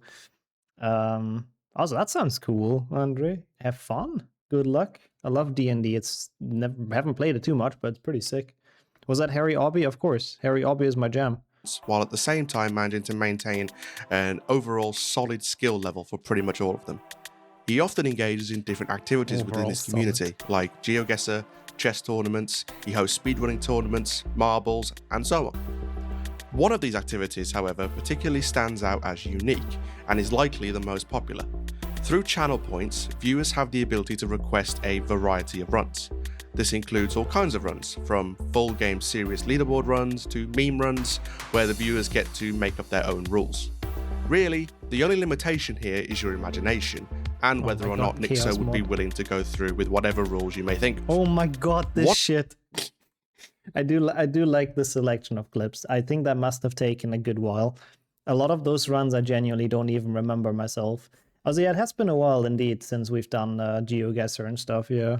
Like a lot of stuff I remember and recognize, but holy shit, this one was cool, the FPS mode, but the spin percent was to go through with whatever rules you may think of. One of his viewers was Ratburntaro44, whom we believe was the one to request Lowcast on Nixo's channel. Despite being completely aware of the difficulty of the run, Nixo accepted the challenge and eventually started up a stream and gave the category a shot. Now it's worth pointing out that his first run is actually lost to time, as Nixo was able to achieve a run of 68 casts, which was never saved. That run was actually on pace for 67, however he ended up accidentally casting twice on the final web in Forest without noticing, which killed his world record attempt. The attempt we're going to be looking at... I'm surprised I didn't highlight that though, that's a bit of an F. Yeah, I look so much younger. HP speedrunning has aged me, I can tell you that much. Without noticing, which killed his world record attempt. That's so sad. The attempt we're going to be looking at is without noticing. Yeah, it's not even easy to do if you're trying. I know. Oops. Oh no, I denied that. I'm sorry. I wanted to allow that, even though it had 6-7. But yeah, I casted twice on this to avoid 67. Exactly. Yeah. But yeah, this isn't even that easy to do if you're trying to. But I do remember that this happened and that it lost me like the world record. I do remember that. Which killed his world record attempt. But I'm surprised it's not The highlighted. attempt we're going to be looking at is from the same day. Immediately, it was apparent that Nixo knew what he was doing. He had a pretty decent understanding of the strategies involved, getting them rather quickly. It was time for Bicorn. The Pixie Ride, nailed it. Took only 5 minutes of attempts. The Stair Ectoplasm, he got it way faster than Avram, partly due to a better method he used to knock the gnome down, using the gnome hole. This allowed Nixo to grab the save book with the gnome already in his hand, allowing quick retries. It was time for the door clips. This makes it sound like I'm so smart. I didn't come up with any of this, I don't think. But, well, maybe, I don't know. Maybe we practiced it. Also, Henrik and Kildea are in chat. That's cool. I mean, we have OG Nixo. I guess that works. This is way too kind to me, though. I don't know. Book with the gnome already in his hand, allowing quick retries. It was time for the door clips. What Nixo had to do first was knock down the gnome at the bottom here. Also, no, he got it quickly. He then took the gnome, performed the wall walk without issues. Ryan, sorry, let me go back here. It was not. 6-7 was only a meme, I think, like this year and last year, so not when we did those runs. He got it quickly. He then took the gnome, performed the wall walk without issues, and made it past the wheel skip room. The first door to clip through was in sight. After roughly 10 minutes of attempts, Nixo finally got it. Only one was left. That's not even that bad. He boosted to the top and knocked over the second gnome. During the second door clip, however, disaster struck. No! It looked so good. Yeah, the category doesn't look. He was not able to get the first clip again, despite trying for 17 minutes. Damn. With morale low, Nixo made the decision to skip that door clip and only go for the second one. After 8 minutes worth of attempts, he managed to get through the second door. Yeah, I like the capturing of my whining and complaining. Yeah, that makes sense. People that have been here for a while remember those doors. Those doors were not my friend ever. The second one. After 8 minutes worth of attempts, he managed to get through the second door, and Nixo was now well on pace to beating the world record on both time and casts. He was, however, a bit low on beans, so he ended up routing in Defindo challenge stars as well, making sure to spend more time in the bean bonus room. I'm so smart. After apparently. an incredibly scuffed bean game, Nixo managed to get the card price he was looking for, 26th try. Oh, that's so close. I mean, okay, I don't know what the chances are. I don't know what I need, like 130 or something. But wow, 26th try is pretty rough. I don't know who counted that, but GG's. 6th try. Damn. Oh, that's so close. Yep, every time you talk to them again, the price varies. And a silver price is a higher margin, but it also varies. Like, it's literally the same card we're buying, but he sells it for different prices, which is great. Yeah, this might take a while, depends on how lucky we get. Like, the chance is not too high because I'm pretty low on beans. Like 127 or less, that's not a high chance. Oh, yeah, that's pretty bad. Trade a friend. Dude, I ruined your business. Oh, that's the literal lowest it could have been. Cool. Despite these issues, however... I mean, I feel like 26th try is not bad. Like, it can range from 120 to 220 or 230 or something. So, we had like, what, like a 7% chance every time? Getting that 26th try is like sort of what you would expect, right? I already have a potential buyer. Yeah, of course he does. Totally. That's why he has to adjust the price downwards. Yeah, maybe my haggling skills were very bad. I need to work on those a little bit. I do agree. Maybe next time I have something you want. Yeah, so it's the same thing again, but cheaper. How's it going, Mizzy? Oh no, it's not at all. It's not about me. I just happen to be in here. It's about HP2 Lowcast, which I think is the way more interesting topic as well, to be honest. Statistic is always right, yeah? That's how RNG works after all, and probabilities. How are you doing, the Mizzy? It's good to have you here. Lowest it could have been. Cool. Yeah, nice freeze frame, Lord. Despite these issues, however, he was able to finish the game at 66 casts, with a time of 2 hours, 23 minutes, and 36 seconds. A world record on both time and casts. It wasn't perfect, he had lost a lot of time to the door clips, and he knew they were still casts to be saved. Alright, not bad. I'll take it. Like, this is actually pretty solid.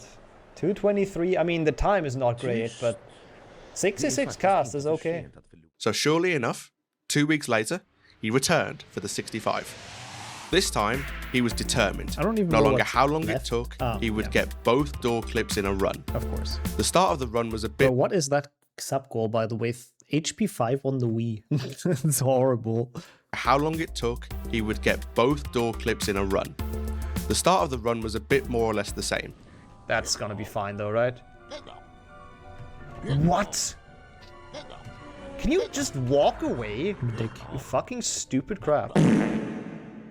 Oops. He struggled a bit with the crabs in Rictusempra, but managed to get the gate skip with the gnome first try. Oh, that's kind of base. Then he played Quidditch, as usual, collected beans, and performed Scourge Skip. Work?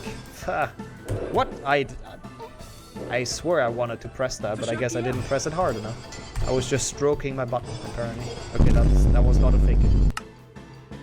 Oh. What the fuck? I mean, divination could be interesting, I guess, if you're not like Hermione and don't believe in it. It was time for Bicorn again. The pixie ride was done in around 6 minutes. Yeah, what is that profanity? Also true, there's the subs up here. It's been a bit of a curse setup, I have to admit. Also, yeah, I mean, it's kind of basically in that first try. I couldn't do that anymore nowadays. That's what I'm saying. I was watching my what now? I have no comment. I do not remember what I was up to in 2020, I think we're in. Ectoplasm Stare took a bit of time, but wasn't too big of an issue. Finally, it was time for the door clips. Good music for the Clown Fiesta. Has some problem like with pixies and gnomes? The fuck does that mean? Let's check the footage. No, I think it will be. No, okay, and he's gone. Dude, this is actually pissing me off, I have to admit. Don't tell me we're gonna get the pixie glitch again. Such a mad guy, I hope he doesn't speedrun anymore. Piss off. He's so upset about everything. Or bite me. No! This is so weird. How does this happen? What is this? Why? Who made this room? So now we're fucked or what? Dude, they're swearing. literally stupid. It's I don't like know what 10 to PM do. clips. I can't lose the gnome either.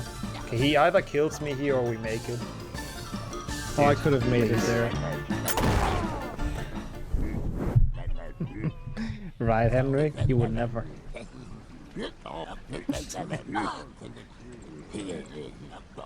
Okay then. Then after an hour, the unthinkable happens. Yeah, but essentially that way I try to manipulate him.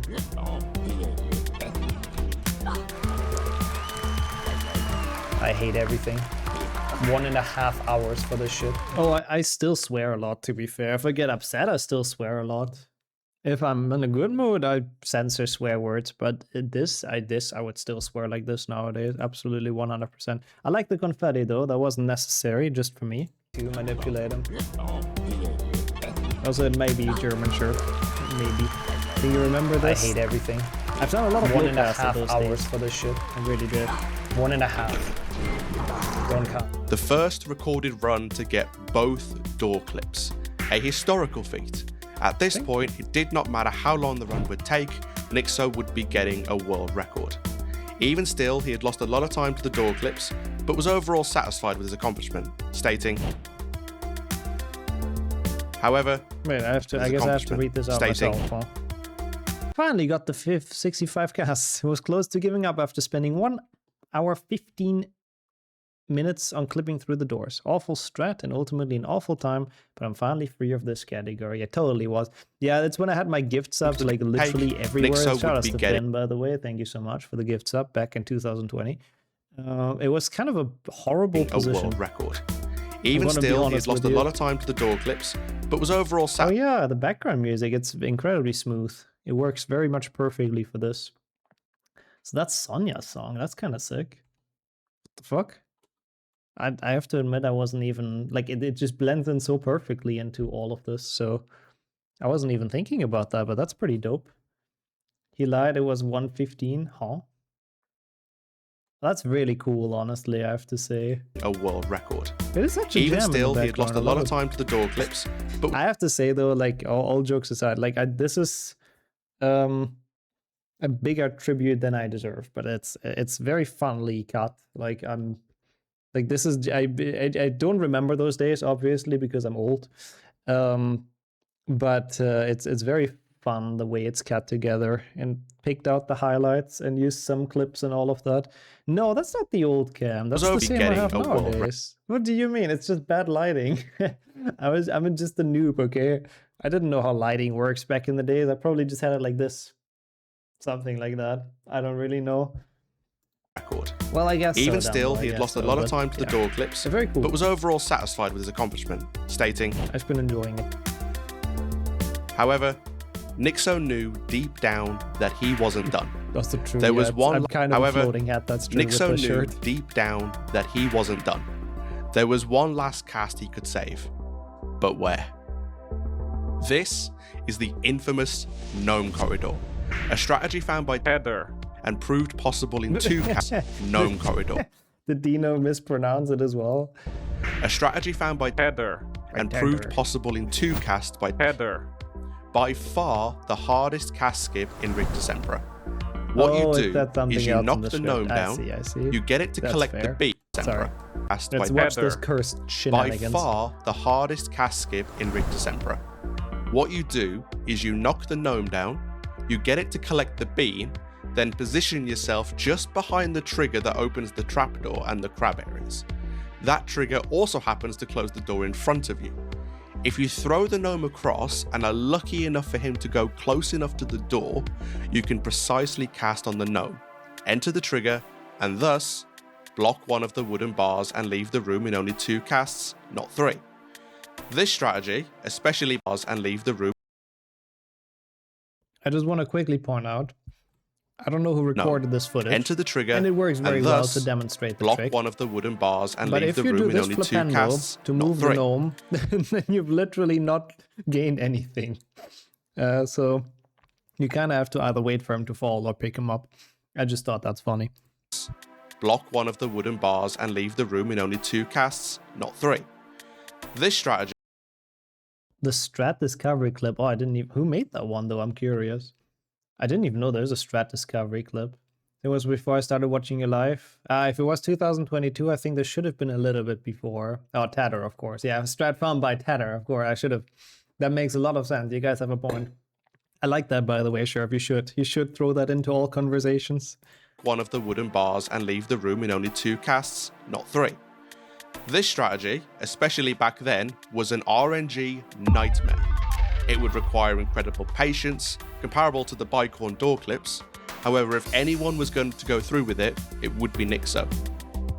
Yeah, back then I had patience. Nowadays I would try this for 10 minutes and then just go on to something else. After a lengthy break of 4 months, he was back in the saddle. The tension was high as he entered Rictusempra.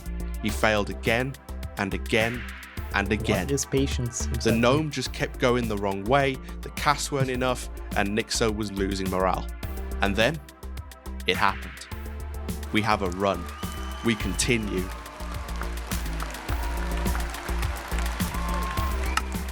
Oh! The rest of Rictusempra... I was so pissed already, I couldn't get excited. I was thinking I'm falling down here. I was genuinely thinking I got it and then I fall into the pit. But I guess not. Watching it YouTube before on and off, it might have been that you've seen it there, yeah. Yeah, honestly, I think so a bit, Fernil. I genuinely think it's just TikTok cooking attention spans. I think so as well. The length of the hair screams 4 months later. This was COVID hair, wasn't it? I think. There's some wild haircuts during that time, trust me. The rest of Rictusempra and Quidditch went well, though he did mess up the potion duping. He wanted to try again in the Transfiguration classroom, but it was locked. So he continued and duped after Scourge. And we're back in Bicorn. The Pixie was even kinder than before, Nixo managing to get it in 4 minutes. The stairs were not so kind though. They took around 7 minutes. Pretty bad. It was time for the door clips. Last time they'd taken well over an hour. Nixo managed to get through them in less than 30 minutes this time. Oh, that's not bad. The trader was 22nd try this time, and Nixo bought 7 wizard cards. He got the waterfall boost in Forest first try. I just want to say, at least it's good to see that quality assurance. Oh, I don't think you see it, it's slightly cut off, but look at the green screen in the top left. I'm happy that some things just don't change. Nixo bought 7 wizard cards. He got the waterfall boost in Forest first try. But it's just completely messed up. You might not barely see it from the way it's captured. Nixo bought 7 wizard cards. He got the waterfall boost in Forest first try, Scourge Snipe was 3rd try, and Chamber Jump was 1st try. The Chamber 2 auto boost took a few attempts, but he got there in the end. And with a 4-cycle Basilisk fight to close it out, Nixo had officially achieved the first Lowcast run with the theoretical minimum. 64 casts in 2 hours, 48 minutes, 7 seconds. Not bad. An amazing run. Beaten the previous record. I'm watching the video of the cam in the corner. I am not watching the cam in the corner, but it was like zoomed in or something. That's how I noticed. I don't like watching myself. It's just kind of weird. 48 minutes, 7 seconds. An amazing run. Beaten the previous record on both casts and time. There was no point in playing anymore unless he wanted to improve his time. And with strategies like the Rictusempra Gnome Corridor and the Bicorn shenanigans, that wasn't going to happen. Unless a new cast skip was found. Oh no, I remember that as well. The fucking mushrooms. 64 very okay, I agree. I don't know what this menacing mushroom music is supposed to be here. This is the start of the end for me in Lowcast. This is where I started to fade out of it because it got too much for me. Lowcast glitches is interesting, but I don't know how much you can theoretically skip. What's the current theoretical minimum? Honestly, I don't really know. But I think we'll probably find out in this video, I would assume. Also, really, Miney, that's funny. So the recaps were already around, huh? I see. What we just witnessed is a strategy used to beat this level in just 4 spellcasts. That's cool. During one of his meme runs, Nix was playing Lowcast Pogo percent, and in chat, Lowcast enthusiast. What is Lowcast Pogo percent? Why? During one of his meme runs, Nix was playing Lowcast Pogo percent, and in chat, Lowcast enthusiast Radburn and had an idea. Was it possible to save a cast? Lowcast enthusiast Radburn and had an idea. Was it possible to save a casting goal by using the mushrooms? I mean, it probably was requested. Yeah, that's probably very true. The way mushrooms work is explained by... Okay, I just wanna ask, how did you even figure this out? Like, who remembered this? I didn't even remember we've done Pogo Lowcast %. I had absolutely no memories of that. So who even remembered that this is where they started? Maybe Mark did? Mark Cheslov. I mean, yeah, I guess it makes sense with a lot of research. That's impressive though. Like, I genuinely had no idea of this. When you have done so many meme runs and you don't remember all of them anymore, it's been way too many. It's really been so many. We have done meme runs since 2019, and it's just all a blur for me, especially the painful ones, to be honest. Known you for ages before 2024. That's cool. Thank you for being around on the YouTube, honestly. Appreciate that a ton. Enthusiast Radburn and had an idea. Was it possible to save a casting goal by using the mushrooms? The way mushrooms work is explained by Professor Sprout. Yeah, it's a good thing that I highlight every VOD at least, every stupid meme run, so that's kind of cool that we still have that. Also, wow, the hair is more on fleek here, I guess. It's still COVID hair, I think. The way mushrooms work is explained by Professor Sprout. Once you have separated a hawk lamp from its stem, you can pick it up and throw it. Good. This knocks out other enemies, but it also causes stems of other mushrooms in a small area. Oh, that's nice. By drinking a potion or taking damage, you can drop a mushroom without destroying it. So by gathering enough mushrooms and getting them all on the correct side, it's possible to create a staircase of mushrooms that lead to the library area. From here, a mushroom can be dropped in order to get on top of the chair, skipping the webcast. Mushrooms are then carried all the way across the walkway, past the room with the pixie and the ectoplasm, and dropped through the web we usually boost over. After you get 5 mushrooms and a gnome all the way across, you can then use the gnome to stack 5 mushrooms on top of each other. For the final shroom, you drink a potion, and as such you can jump over the second web, ultimately saving 1 cast.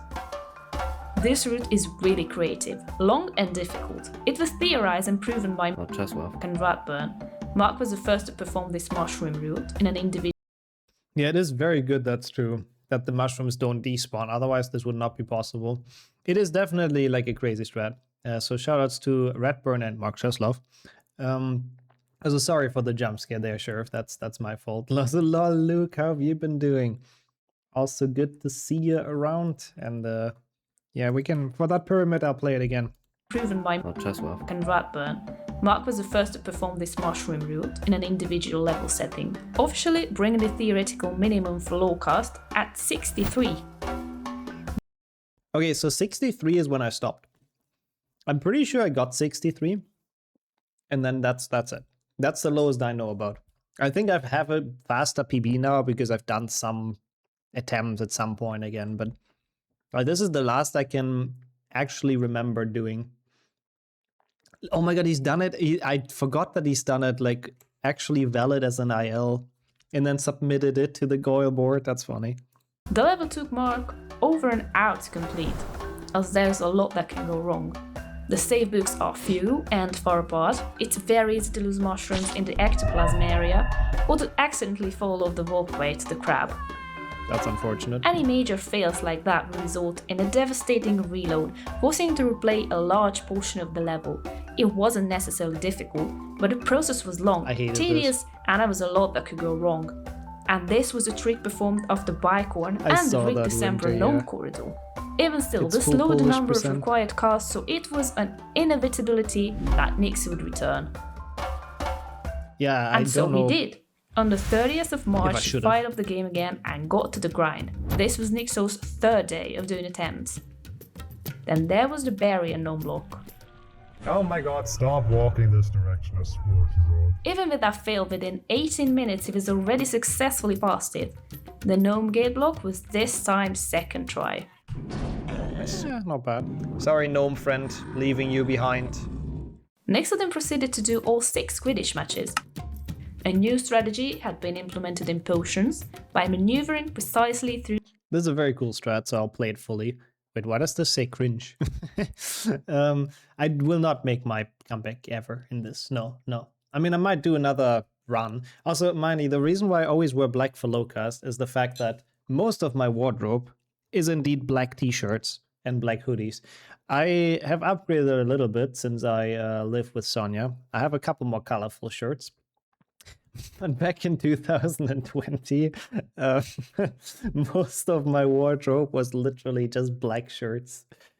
Someone said that the chat font changed. Yeah, Lord. Someone's upset about it. I guess we had like Impact or something before.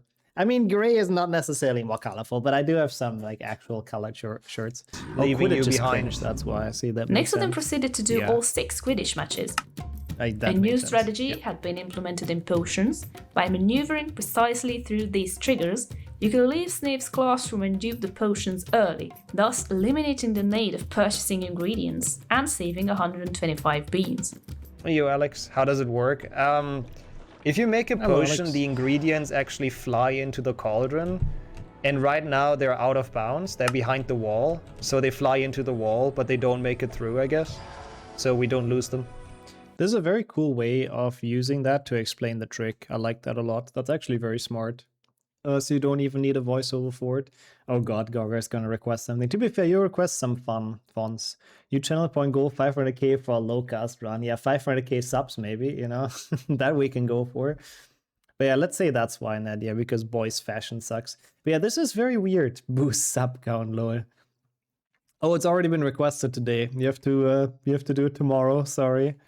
Yeah, this is very interesting. I do not know why there is a gap here. I really wonder as well, but yeah, it's cool that you can make it through optimization. But they don't make it through, I guess. So we don't lose them. A huge optimization to make sure you have enough. Surprisingly, he made Bicon look easy. He got a pixie ride within 7 minutes and both door clips within 13 minutes. Certainly a most impressive feat. Well, with the pressure of good pace under his belt, Nixon finally entered Goyle. Oh no. The route was still very new. In total, Nixon spent roughly 72 minutes in Goyle, losing roughly 44 of which to reload. That's horrible. I believe we have 6 extra. What? Oh my god, it happens again. It fucking happens again. I hate this fucking level so much. I hated this so fucking level bad. so much. It's so bad. No. I mean, look at this. So bad.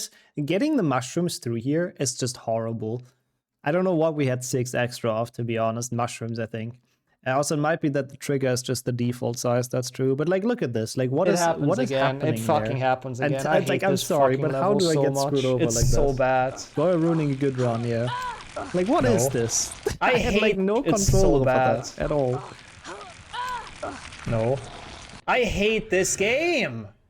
Why did he even turn? Even still, he made it out, on pace for a 63 cast run. All he had to do now was be careful not to accidentally cast. For the trader, Nixon got 8th try, saving a large amount of time to his previous run. At least we saved time. In Forest, he got everything first try. Do that, but it just sounds really hype.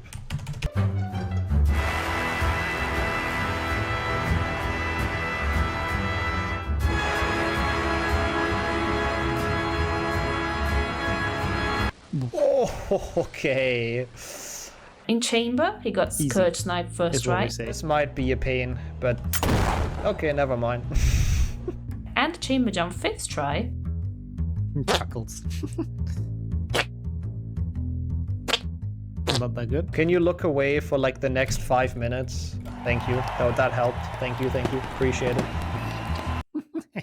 That's fun edits, I have to say. Yeah, old Nixon was actually good at the game for Neil. Sorry to break it to you. How's it going, Swordman, as well? Very, very dramatic. I like it. I can't take two Nixes complaining. Sorry. I like that we complain about the same thing.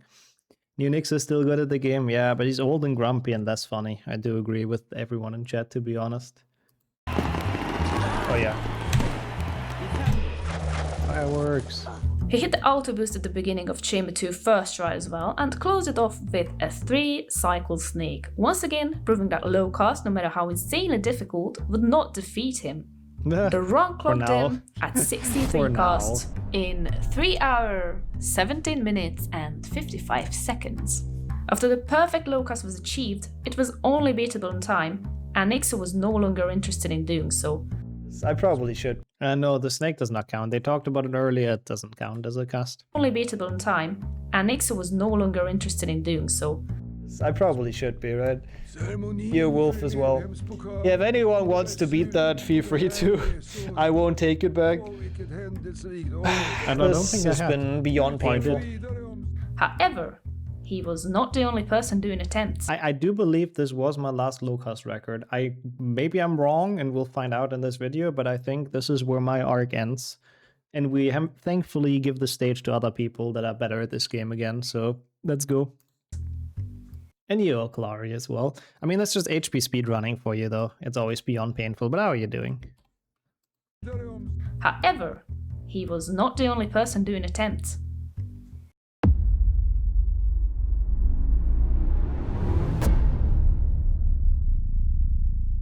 Merely 1 month after Nixai's run, it was Ratburn Try 44 who was the second person to achieve a run. Yeah, the moment Ratburn came in, it was over for me. It was way too good at this stuff. I liked Sammy as a narrator. That's kind of hype. It was Ratburn Try 44 who was the second person to achieve a run with 63 casts. Ratburn had been following the category for a while and was a genuine fan of Lowcast. His first submitted run was by no means perfect, a time of 5 hours, 44 minutes and 52 seconds. What was remarkable about this run is that he did it with almost no prior practice, save for Bicorn, Goyle and the Richter Semper gate skip at the end. Everything else he just kinda went for and just got at some point. It was very impressive to see someone new take on this Goliath of a category. Yeah, it was very impressive because I don't think Ratburn had really done runs before.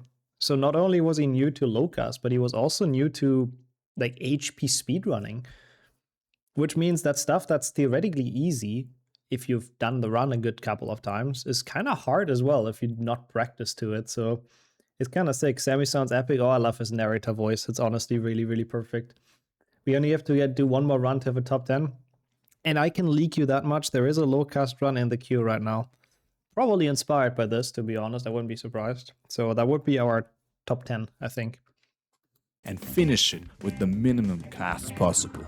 No one could have predicted, however, what Ratburn would end up doing next.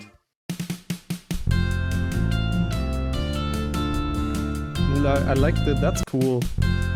That's a cool subtitle. Class, you really worked hard today.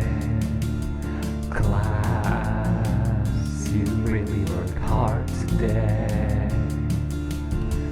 Now that the school day is through, I've got something special for you. Homework tonight, homework tonight, homework tonight, homework tonight. Read 19 chapters of history to solve. Within his So that's a beautiful song, first of all. Sometimes the 4 AM sessions are just the best. And yeah, the subtitles are cool. It's cool that the note shows. I do agree. I'm surprised you can even do that. I don't think I've seen that in subtitles before. I don't know if this video gives backstory to this. I only know a little bit from what Portal told me. That I think this is Ratburn's choice. Like, he wanted the song from the show because I think he just very much likes the show. But I guess the song was copyright protected. So I guess they made this fan dub, which is pretty sick, to be honest. I think kind of cooler than having the original song in there. But yeah, Henrik and Portal, I guess, in a beautiful collaboration there. first 3 attempts, Ratburn managed to... Also, yeah, too, I think that's also where Ratburn as a name comes from the show, I believe, right? Beat Nixai's world record by 27 seconds. Attempts. That is like nothing. Ratburn managed to beat Nixai's world record by 27 seconds. Beating a veteran like Nixai was a great achievement, and he was self-taught. Yeah, sure. Beating the most washed up runner in the community now, it was pretty sick. Like, coming kind of out of nowhere, it was pretty sick. Beating a veteran like Nixai was a great achievement, and he was self-taught in all strats. Ratburn had figured out consistent setups for the bicorn door clips that worked rather well for him, making a really difficult part of the run trivial for him. He was also really good at the Richter Sempra Gnome strategy, being able to get it first try in runs. He had actually gotten a way faster time before this, although it was rejected due to audio issues. Even still, this was the first person to perform a 63 cast run twice, and he just kept going. Some Lowcast history. Just a little spell tech. It's actually very nicely finished in the background. Lowcast. Lowcast. It's kind of a jam. Lowcast. Lowcast. I ran out of things to say, 'cause I cannot sing. A sub 2 hours 63 cast run. How was this possible? Well, a new strategy was discovered, one that saved a massive amount of time and also made the run less random and tedious. By manipulating this crab out of his residence in Chamber 1, you can have it fall down and you with it. If you fall on top of the crab while it's still falling down, you could survive the large drop in Chamber 1 without needing the extra health increase. It's kind of horrible This to do, discovery to be honest. routed the 10 bronze cards out of the run. The first person to perform this in a run was U_0001, aka Human. During 0001, I love Sammy. I don't know if he's here. I hope he's not. Because I don't want him to hear me complimenting him, but he's legit just freaking funny guy. It's great. Yeah, it is ironic though. Yeah, the card lover of the community having to narrate a segment where it's about saving 10 bronze cards and not collecting them. Sad. U_0001, aka Human. During his 66 cast attempts, he successfully managed to pull it off. By implementing this strategy, Ratburn was able to improve the record once again. He was officially the king of Lowcast. Nobody was challenging him, and he was really good at the unique tricks involved. With the time being lowered significantly, it was getting more and more difficult to improve the record, so Ratburn needed a way to skip another spellcast. And after extensive research into an infamous Defendo pixie ride, he did it. Well, everybody, this is how long the first 62 cast run took. Yeah, I was out here. I never got this back. I know I'm right now. Because this is what follows now is all just incredibly amazing but awful. It was a strategy in Goyle. Ratburn had found a way to skip the complicated mushroom route. By knocking this gnome out and taking him all the way up to this clever path, he then performed a pixie ride straight to the armchair while holding the gnome. From there, Ratburn hit the wall walk and made his way to the 2 webs at the end. This is where the fun started.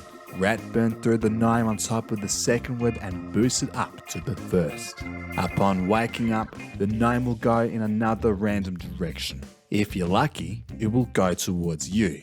You can then quickly drop on top of the gnome as it's falling and get bobbed to the other side of the web. This was very likely the hardest and most RNG Lowcast strategy ever discovered. Every time you would fail, you'd have to take a death and try again. At least the one good thing is that you have a save book here. So at the very least, you're like right next to where you have to do this shit, you know? So I guess there's that, but it's still pretty awful. Every time you would fail, you'd have to take a death and try again. Ratburn tried over and over and over again. He finally got an attempt in which, after an excruciating 4 hours, he finally nailed it. From here, it was a free world record. This was the first discovered cast skip. Oh my god, Tavern is in this. That's kind of sick. Tavern with 3 N's. That's very important. Subtitles do it well there. Yeah, I don't know. I mean, I don't have much else to say to this. It's absolutely insane dedication, and so much worse than the Gnome Corridor was, and the other doors and whatever I had to go through. And yeah, since then, this is a strat I've never done in a run. XDD Devon, that is such a cursed emote. But like this is, I was out here. Like, this is not anything I've ever done, nor ever really want to do, to be honest.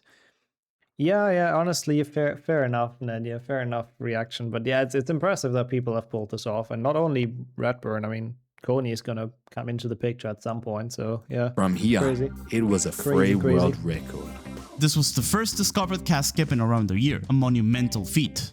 That Gnome Bounce and Pixie Ride together made the world record insanely difficult, especially when combined with all other already hard Lowcast strategies. Redburn, however, was not done. He continued hunting, and it was not very long before he produced results. He found himself in Chamber 2, discovering 2 wall walks, right next to each other at the end. You can jump from one wall walk to the other, and then boost through the cracks in the wall. Essentially, that is the one strat I have implemented in my runs as well at some point. It looks a bit different now. You can just go into the last wall walk. I didn't know Redburn found that. The end. That's you cool. can jump from one wall walk to the other, and then boost through the cracks in the wall, essentially skipping a cast on the rope. 61 was a possibility all of a sudden. However, with the difficulty of the new strategies in Goyle, Redburn was in for a challenge. Getting past the Gnome Bounce is a painful experience, but the new skip, the record was not beatable anymore, at least on time. 61 would have to wait, for now. Redburn started focusing more, at least on time. 61 would have... GeoGuessr, ladies and gentlemen, this is Germany. Is it? It should be. This is how German train stations look. But I'm not entirely sure where exactly this is. I don't know what Vier is. Have to wait, for now. Freiburg. Richtung Freiburg. Close to Freiburg. There you go. GeoGuessr completed.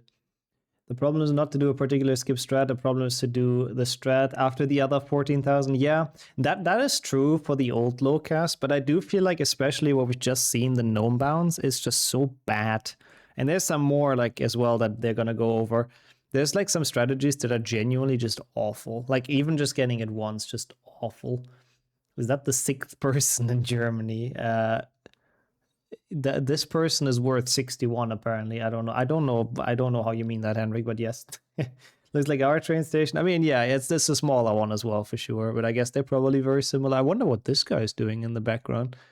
Why is he standing there like that? Well, anyways. Yeah. I mean, Redburn has a point. Like, everyone sets themselves like challenges, I suppose, in their gaming to do like certain things that other people would consider dumb and stupid and painful. So we all do our things.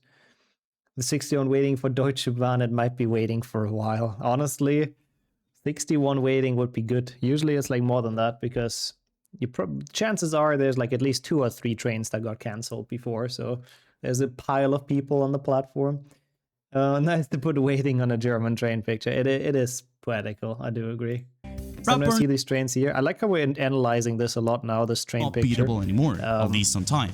61 would have to wait, for now. Trains for Germany. Redburn started focusing on improving his time, and soon enough he got a run with a new strategy in Chamber, achieving 62 casts in 1 hour, 35 minutes and 16 seconds. Impressive. An impressive time, once again demonstrating he was the king of Lowcast. The description read.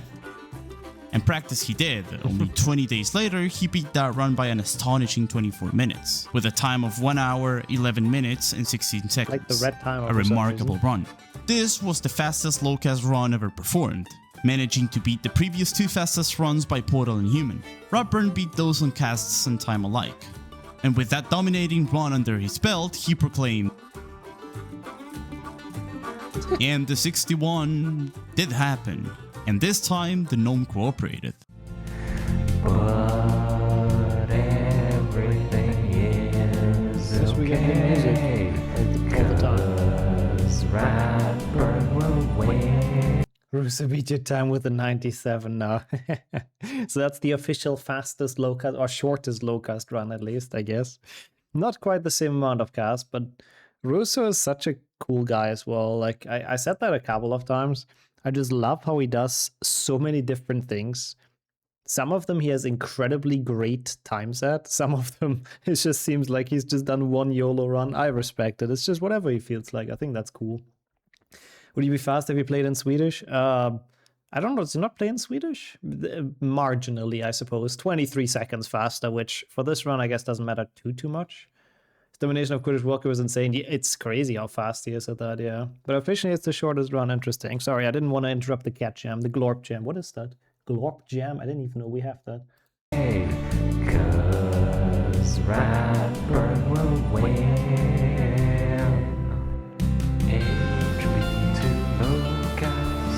Yeah, the video is going to upload at some point, Nadia. It's just the VOD channel is not up to date yet. So I do have 62, yeah. So this is literally like faster than or better than anything I've ever done on Lowcast, the one we're watching now.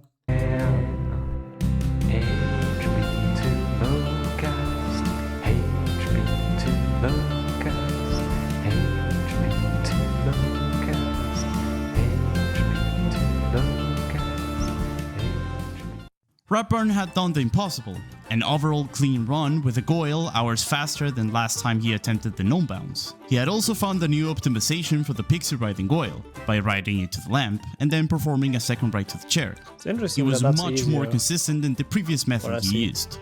He was unlikely to beat his run. Lowcast was nearing its limits. Beating the run on time wasn't really plausible anymore, unless someone got an insanely lucky gnome bounce. Grinding for that would be quite a pain, even for Ratburn, and finding another cast skip seemed unlikely. I was wondering when this happens. So, for people that have been here during my warpless runs earlier, this is so easy now. So it's such a shame you do like a run that's this crazy good with 61 casts and so grinded out, and then like one trick gets found that's just super free. It's a bit done a bit differently now. And then yeah, I guess you have to grind again. That's just the pain of Lowcast. Yeah, I tried to implement it into my warpless runs because I think it's like 8 seconds or so, and it's not really that difficult at all if you like get a hang of it, which I first tried it like twice in 2 runs today, so yeah. The other one we don't talk about. His and Tether's efforts resulted in the discovery of another one, by throwing the gnome above Harry's head at a specific... Yeah, this is crazy. With the gnome it's crazy, but I'm sure they go over the actual easier strat as well in a bit. ...specific angle, you could then boost through these bars at the end of Goyle. All of a sudden, a run with 60 casts was possible. However, Ratburn once again decided to use the new strategy to improve and secure his 61 time first. I guess that's and smart. So he did. He got a time of 1 hour and 33 minutes and 43 seconds on December 12th, 2023. A massive improvement by almost 2 hours. His efforts then turned to looking for new cast skips, and he did indeed find something promising in Spongify. It's possible to finish the level without casting with a really precise gnome bounce of a candle. However, this is very inconsistent. It would take a lot for it to be viable. I don't think anyone would have expected what the next discoveries would be though. Now it's gonna get absolutely insane. This is where the fun begins.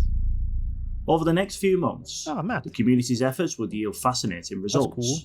Strategies were found, which when then combined would net a theoretical run of 51 spellcasts. The biggest of these discoveries was no doubt the Aragog Fling, found by Human, aka U_0001. The strategy that saves... It's interesting how it's everyone's first impulse to say U_0001. Whenever I say that in my intros, I always say U_0001. I don't know, it's dumber, I guess. It's like easier to say 0001. But it's interesting how yeah, you just wrote the username, I suppose. Yeah, it's interesting how it's both Matt's and Sammy's like instinct to say it like that. And I don't know what the official way of saying it is. I don't know if Human has any preference. But yeah, in my head, I always say it differently. Just thought it's interesting to point that out. When is someone doing Lowcast where absolutely no casts happen? Well, if someone uses debug mode, you know, then sure, you can do that. Other than that, I don't think so. You say 000 as well. 000, Lord. Fair as well.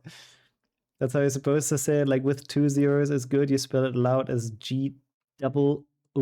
Wait, what? G-double-O-D? I mean, I'm sure it works. It works. I'm saying it's a fair way of doing it. I'm just always saying it different for some reason. With warps, it's almost doable. I mean, yeah, but still, Willow, like Miney said, the first one is very impossible to skip, sadly. The biggest of these discoveries was no doubt the Aragog Fling, found by Human, Having a fling with aka Aragog. U_0001. The strategy that saves 7 spellcasts. In Ratburn's own words, it works like this. Other discoveries include... Did Jamie actually read this out? That's kind of funny. I mean, I'm pausing this in case someone wants to read this, but there's a lot of tech that goes into it. But I cannot believe you actually got Jamie to read this out and then just sped it up. That's absolutely hilarious. Poor guy.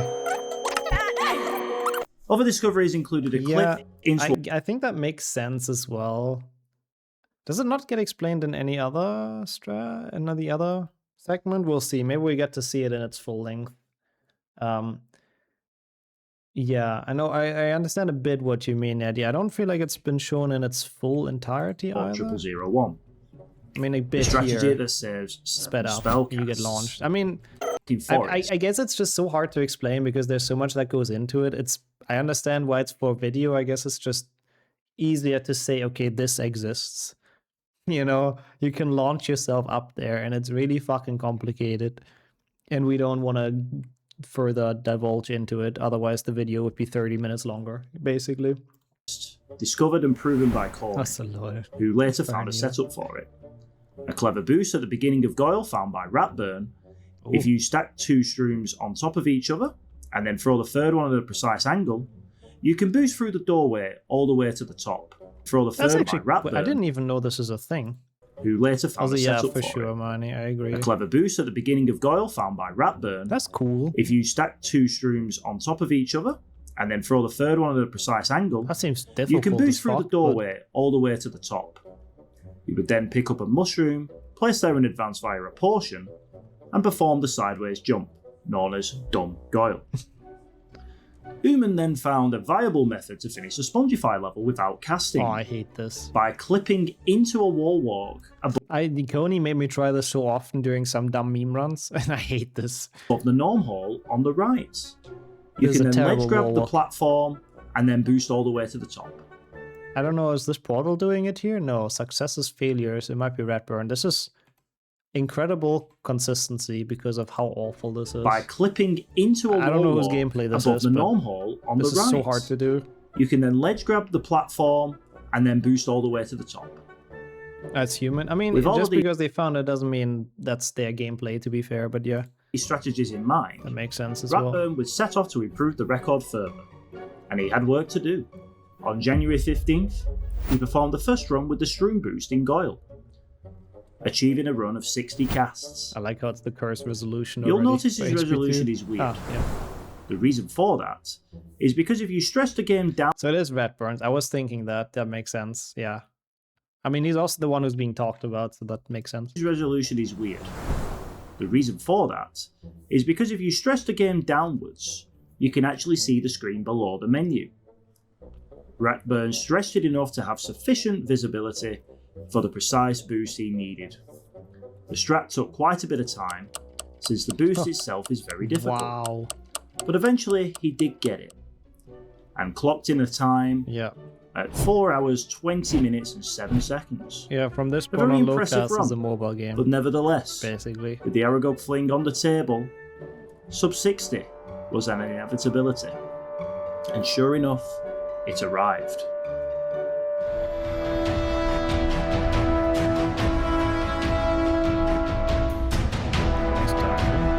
I guess it does all the hard spreads summarized now, that's cool.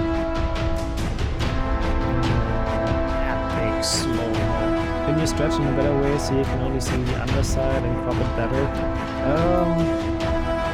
I don't know how you would do that. Like, in order to have like all the visibility, you just have to drag it down. Otherwise, the menu always like resizes itself. It's a bit louder. The music is very, very epic, I suppose. Oh, this is a mushroom dance. That's kind of cool.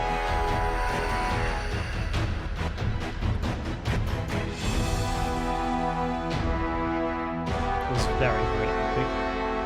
I do respect an epic theme. So how many casts are we on? Not better, thank you for telling me. So it's 413, and how many casts? I kind of... There it was. It's up 60, so... The first performed run with the Aragog Fling and the Spongify Wall Walk. The mushroom boost from Goyle was missing in this run, as it was difficult and could potentially take hours. The Aragog Fling itself took a little over 2 hours. Crazy. But he did get it eventually. The run was magnificent. There weren't many cast saves left.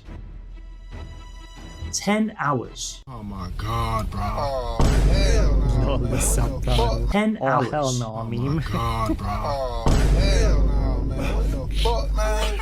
Get your ass 10 hours is the crazy. The dude spent over 10 hours in this video game. 4 hours in Goyle, 4 hours in Aragog, and over 2 hours of the in-between. This run was a testament to Rathburn's patience, that makes hard sense work, as well, and Winter. determination. I did not remember. Even still, he didn't get there alone. The community's efforts throughout the years, the initial routing by the category, the discovery of setups, Nixo's grind, new runners discovering new strategies and implementing optimizations. It had all come to this, the perfect Lowcast run. So I like this. This is a very, very important thing, by the way, what Matt is saying, not just for Lowcast, but in general. We talked about that on stream so many times, but I often see people being like, oh, you know, I don't know how everyone else is so fast and I'm so slow and blah, blah, blah. And it's not what speedrunning is about, you know. You don't have to have world record to have an impact in speedrunning. You know, you don't even need to have any time to have an impact theoretically. It's, you know, it's a community effort and everything is playing together exactly. Like everything's coming together, and sure, it's impressive to have world records in something. It's impressive to go very fast. That's an achievement in its own as well. But it's not like the only thing that you know makes or that is important for a community, and that's important for a category, and that's important for a speedrun. So I think very, very good words by Matt or by Portal. I don't know. I mean, I assume Portal wrote it and Matt read it out in this segment. So yeah, very, very, very true. Yeah, I mean, even or especially Millen's run as the first one, very big impact. He didn't find any of the crazy strats, but if you wouldn't have done the first run, I don't know if anyone would have at some point, you know. That you own reasonable goals to get. Yeah, exactly.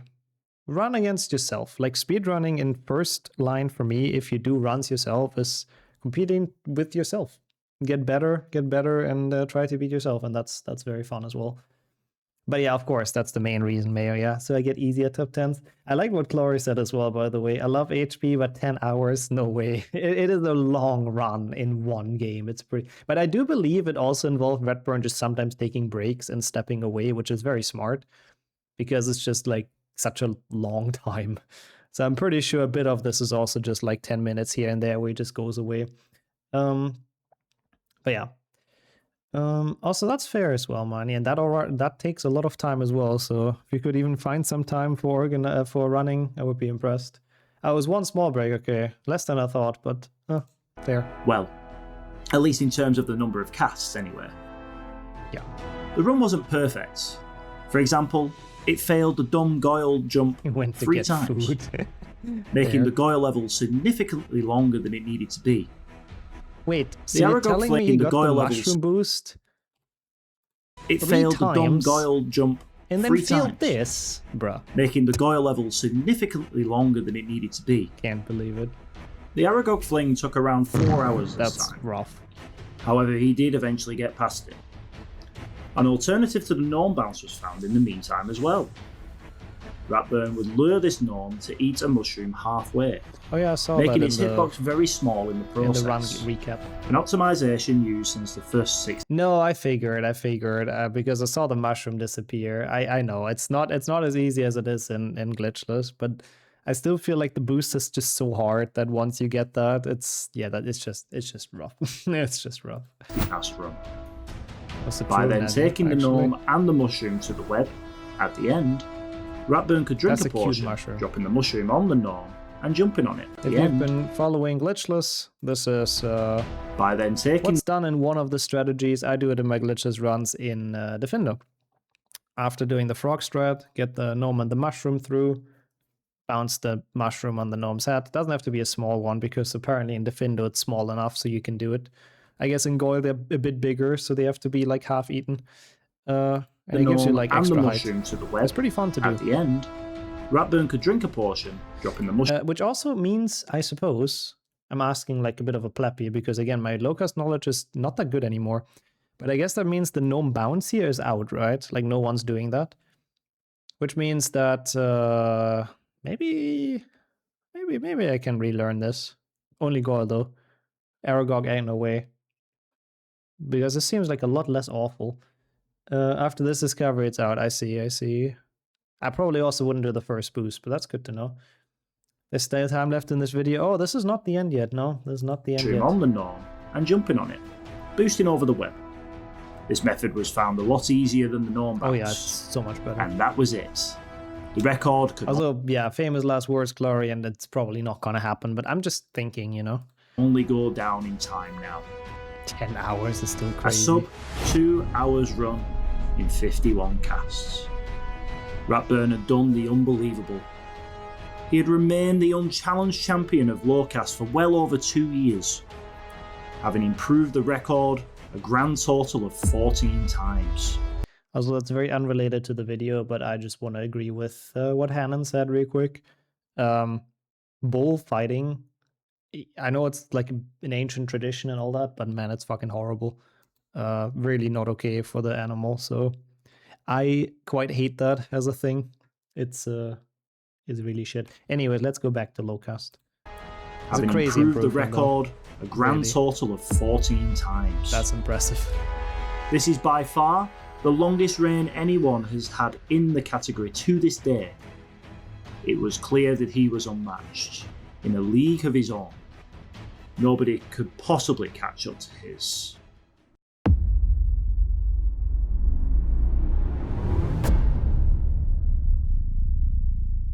Coney is a notable community member who took a liking to Lowcast and is known for his many contributions to the category. One example is his much easier method of performing the final boost in Goyle. Coney found a setup for boosting into the barn by boosting before Harry turns in order to get a different direction, a method also used to make the shroom boost vastly easier. First of all, cool that Mincy is in this, by the way. So shoutouts to Mincy as well. That's the boost I talked about. That's the one I now do in Warpless, and it's really, really not that hard. So very nice improvement strat-wise here. Different direction, a method also used to make the shroom boost vastly easier. Him and Redburn also found a way to finish the Spongify spell challenge without jumping. Oh my god, yeah. Essentially making every individual level of HP2 beatable jumpless. Such a cool discovery. In short, Coney is good at finding unique strategies and thinking outside of the box. As his first speedrun category excluding individual levels, he chose Lowcast, and it was quickly apparent that he had talent. He had sophisticated setups for the difficult strats, as well as a really solid understanding of HP2 as a game. Interestingly, he wasn't reloading. He was performing all of his boosts manually through the menu. This lost him a lot of time throughout his runs, however his consistency in the difficult Lowcast strats more than made up for that. Also, yeah, I hope she's doing well, Swordman. I think she's just taking a bit of a break from Twitch, right? All that, combined with Redburn's help, on May 31st, Coney ended the 2-year-long Redburn reign of HP2 Lowcast, achieving a run of 51 casts and a time of 1:53:38. Rip. The run was beautiful, getting every single strat rather quickly, especially the Aragog Fling, which only took around 8 minutes. And overall better. Yeah, that's crazy. 4 hours for Redburn at some point, and now people have gotten it down to 8 minutes with setups and all that. And like, quicker setups for strats like the Shroom Boost in Goyle and the final wall walk in Chamber. A well-deserved achievement for all the hours he had put in. The research, strat hunting, setups and practice had finally paid off. Redburn then retaliated, taking the record back mere 2 days later with a time of 1:47:32. It's harder to get boosts with manual boosting, yeah. It's way harder to get them well. Reloading is so much easier once you figured it out. Reminding us all that he was not to be underestimated. Redburn with his mobile percent. Ending Redburn's reign, however, was not the only noteworthy achievement of Coney's. As mentioned before, he had also found one of the most recent cast skips, the Forest Wall Walk. Oh yeah. His most impressive achievement, however, is the discovery and proof of the final known cast skip in HP2, the route of the Bowtruckle boost. I don't even know if I know this one, so I'm This very complicated curious. route combines the 3 most brutal strategies in Goyle, all in an effort to save one last cast. A fitting conclusion to the Goyle saga, the level was now beatable in just a single spellcast. However, the Bowtruckle boost was tricky, not to mention in combination with everything else. 20 times speed. Lowcast had This is the Bowtruckle that turns, subtitles for a second. It turns out you can use it to block Harry's head instead of the mushrooms in order to boost out from where the block is. This saves one cast. A new mechanic discovered was that you could manipulate the Bowtruckle up the stairs and have it fall on top of you, thus boosting out. become a horrifying monster of a category. That sounds horrible. From the Gnome Corridor in feel it, all this is for Rictusempra nothing, to the right? Pixie Ride and Door Clips in Bicorn to the Bowtruckle boost into Pixie Ride and hellish Gnome Bounce, all culminating with the inconsistent and tedious Aragog Fling. Not to mention, Chamber was not necessarily A Goyle is possible one cast. Lowcast is still a bit higher. easy either. This had, without a shadow of a doubt, become the greatest challenge run in Harry Potter speedrunning, and runners were still not done That's with it. fucking With the new insane, painful dude. combination of strats on the board, both Coney and Redburn set off to get the record. The race for 50 was officially on. I didn't even know that's what Both Bowtruckle runners would bounce get a is. few runs going, however it was horrible. usually the Gnome Bounce at the end of Goyle that ended up killing the run. And yeah, and that's why Gnome Bounce is back now, because you don't have the mushroom anymore. Gross. It was frustrating. Some of these strats could take hours upon hours on end. Yeah, this is true wizards, both of them, honestly. In Lowcast, Alright. for sure. Oh, hey, Seven is back. At least Hello. we're almost through this. Jesus fucking Christ. Who would have thought that a category called Lowcast would have such a high minute count? Oh well. Oh. It's only like 1 or 2 more chapters, right? Are you people fucking kidding me? Come on, Seriously? you had a long No, break, for real. Seven. Really. Are you people We can do fucking some more kidding me? narrating. This is bullshit.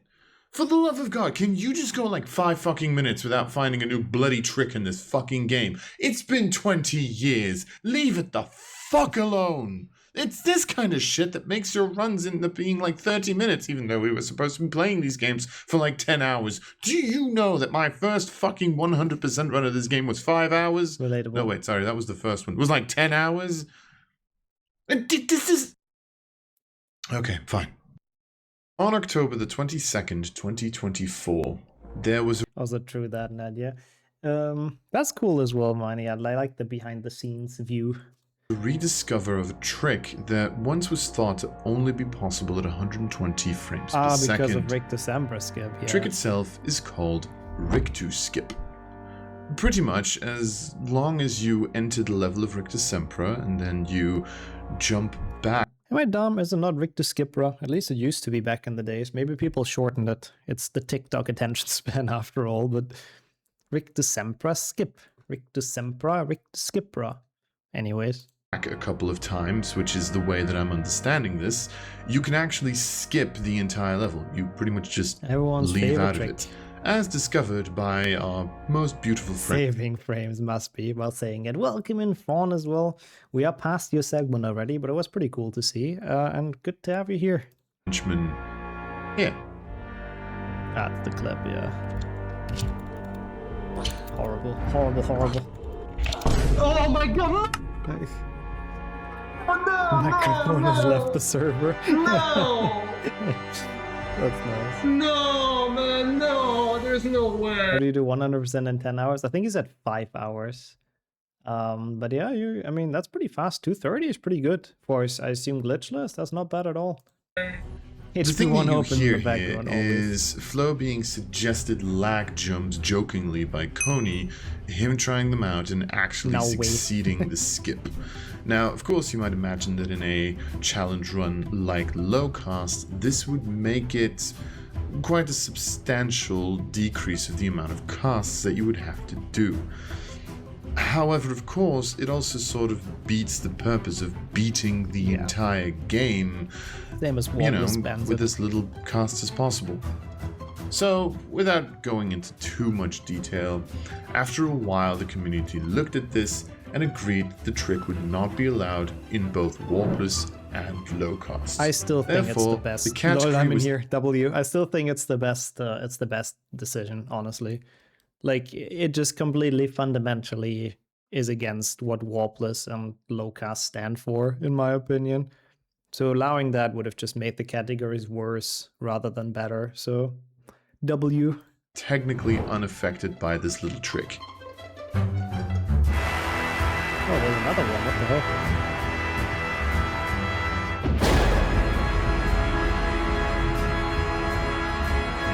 They're finding even more strats now. What the fuck? Yeah, it saves cast, but at the cost of, like, making the run fun. Hey, that's me. Hello. Somehow Redfern has returned. Dude, this strat is still absolutely mental. Like, what the fuck? So it went down. This is cool, actually. I like that recap. That's very cool. It went down from 70 to... Where are we at? Hello. It's Portal. What an edit. 57, 56, 55, 53. Yeah. Is it actually sub 50 now, by the way? I don't even know. In the months after this run, the record was exchanged several times between Radburn and Coney. 50. Eventually, Coney got the record with the time. But they're all obsolete, which means it's probably at 49. Time of 1:49.50 on the 18th of October 2024. The run was overall fast, and the Aragog fling took just a couple minutes. I think it will happen as well, but I don't remember what they found. This marked the start of a period where further improvements were no longer feasible without some more intense grinding, and the run was harder than ever before. But Radburn was not deterred. After some attempts across 3 months, he got it. He reached Goyle quickly and did all the strats in only a few attempts, leaving on an unheard of pace. And while the Aragog fling slowed him down, he still managed to get out before Coney's run, finishing the game 4 minutes faster with a time of 1:45.44 on the 14th of January 2025. What the hell? Now this record would prove rather strong. So strong, in fact, that Coney never beat it. At least not in 50 casts. This is the Slytherin statue room. I don't even know The idea is that you can cast at these 3 statues to make the floor move up, so you can progress. For a long time, that's what was done in Lowcast. While it was known that if you made it onto the statues, you could get all the way up, nobody knew how to reach that point in the first place, as there really wasn't much to work with outside of these 3 gnomes. Wow. But after a few hours of hopeless trial and error, Coney had an idea. You see, this room has wall walks. They never really seemed that useful since you can't stand on them. Yeah, random. And the ones you can reach are too steep and you just slide down. Luckily, that property can still be utilized. If you put a gnome into one of these wall walks, it will slide into the corner or onto the floor and stop. Sliding into a corner is the more interesting case because, as you can see, the gnome stays above the ground. Using precise positioning, you can drop or throw all 3 gnomes into wall walks and have them block each other to stop sliding at different heights. If this is done a certain way, you end up with this. You can't stand or jump on the gnomes either, instead you bounce, so you have to bounce up this monstrosity that vaguely resembles stairs or a ladder or my ex, to get about an extra jump's worth of height. Okay. With some luck, when bouncing on the highest gnome, you can get into a wall walk. One that you can actually stand on and jump out of, making it possible to get to this statue, walk across some invisible collision, and go up one last wall walk, saving 3 casts. After a few weeks of both Radburn and Coney looking for setups, Radburn decided to tackle optimal Slytherin first. That's kind of crazy. So he started a run, breezed through the early game, even made it through Goyle pretty quickly, and entered Slytherin, having gotten an extra health bar so he could use 2 potions instead of just 1 for precise gnome placement. 2 hours 20 and a bottle of Pinot later, he made it out, having 2 hours 20 and a bottle of... Normally I drink a bottle of meat after a Lowcast world record. This time I made an exception due to the bottle of Pinot I drank in the middle of it. So that's how you get Lowcast world record. You just get drunk during it, I see. Pinot later, he made it out, having saved 3 casts. The rest of the run went smoothly, except for Aragog, which took like half an hour due to a missed crit. Yeah, I haven't seen that before, I have to admit. I think it's insane as well, Clary. I have not seen that strat with the elevator in my life. After a really fast fling, it was a insane whole thing. The final time was 4:44:33 with only 47 casts. Insane. On the 26th of February, 2025. Keep in mind, mine might be a 62. Now, having practiced Slytherin as well, Coney tried to beat the new record the very next day. They're down to 47 with all Even the though he cursed didn't go for an extra shenanigans. health bar, Crazy. his run started out about equal to Redburn's. The biggest difference in Coney's run was the time Slytherin took, only an hour and 15, and he didn't drink an entire bottle of Pinot during it. Or did he? The Aragog flick took about half an hour, just as it had for Radburn, and so Coney ended with a time of 3:32:03, once again with only 47 casts on the 27th of February. That's very 2025. recent, actually. That is very, very recent. Is that the current record? Surely. Now, after almost another full year, the 23rd. I knew that we have 2026, I swear. I was testing you guys. I totally didn't think we're still in 2025. 3rd of January 2026. Oops. Radburn submits a 2:09:19 with 47 We casts. did get another one. Some notable big time saves: Goyle, a first try bow truckle boost, and a fast gnome bounce. How do they and even? Slytherin, significantly faster than Coney's run. He was like an hour and 20 minutes ahead. But of course, as you'd expect, Coney would respond with a run of his own, mere days The infinite later. battle continues.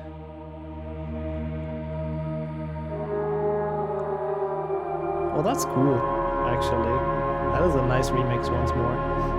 And Slytherin Jordy boost. That's true. So this is the current world record, I believe. So it gets like an epic montage at the end. With the epic music as well as the legendary still here. Have a good one, Slate. I mean, this is very close to the end anyways, but enjoy your shower and thank you for being here. Yeah, we can enjoy all the craziness, man. I have to admit, there is some tricks in this that I do not remember. I've gotta be honest, like, there's some that I didn't know yet, not just didn't remember. At the beginning, there was a lot of interesting stuff that I didn't remember. There were some things about myself I didn't remember, funnily enough. And then now, like, some of the strats are genuinely new for me. As in the chat, I mean, flow rate, that's what I saw. As a kid, I always thought you could jump that stupid bridge without having to go up to let the jelly down. You were With onto years of something. theorizing and community efforts, it's dating Luke. all the way back to 2016, struggles, pain, and crazy optimizations, this is where the record stands today. Radburn and Coney's saga will no doubt continue, as both will aim to improve that time. HP2 Lowcast has become the most infamous and painful category the Harry Potter speedrunning community has ever seen. Oh, that's funny. You really think this run is painful? You don't know anything. Let me tell you about the run that took 7 of my 10 brain cells and made me prefer eating sand over playing a video game. Understandable. It's HP1 Lowcast. Oh my god, dude. Fucking work. HP1 Lowcast is genuinely worse. HP4 Lowcast, I don't even think that's close to this. Well, that was really, really good. I have to say. Dude, I can't get this. It's just bullshit. Okay, it's me. It's actually. Oh, it's me and HP1 Lowcast. Yeah, that makes sense. Shit. That's Horrible. Mantis as well. I forgot his 10 runs. Yeah, so you have the credit on screen. But there's a lot of people actually. I mean, let me go up again. So, written obviously the bottle, I'm not sure it makes sense. Then additional writing 7 Crony Record Terra. Lead editor, yeah, this is I think Portal's IRL friend, and I think he's edited most of this. I want to say I was very impressed with the editing in a lot of parts. There's very, very nicely done. Felt really, really professionally cut in a lot of the parts of the video. But yeah, additional clips in the English portal also with a great job. I mean, again, I don't even know who edited what, so for me it all actually worked together pretty well. So I think it worked really nicely. The editor, the narrator we've seen. I was supposed to have a segment as well, but I got cut out, which is fair. I think it's better this way. They did a good job. I like Jamie's. Jamie was, of course, MVP. His Aragog fling explanation that basically was so sped up you couldn't hear it anymore was my favorite, I think. It's fine. This part is just hard. No, it's all good. I honestly, it's totally fine. I fully understand if it gets cut for pacing and all that. Yeah, no, for sure though, Nadia, I do agree. Yeah, the subtitles we have currently: Winter for English, Skillet for Russian, Big Track for Polish. Oh, I didn't know my Human god, helped with the dude, this is the 80% strat. Stop fucking it up. Thank you. I think Aragog is 8 spellcast saves, and then Henrik and Portal with the fan-made song.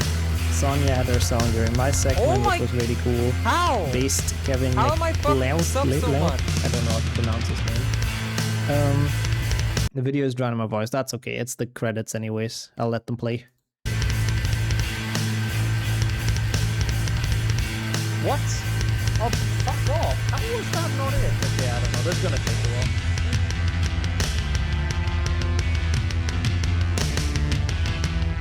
Oh my god.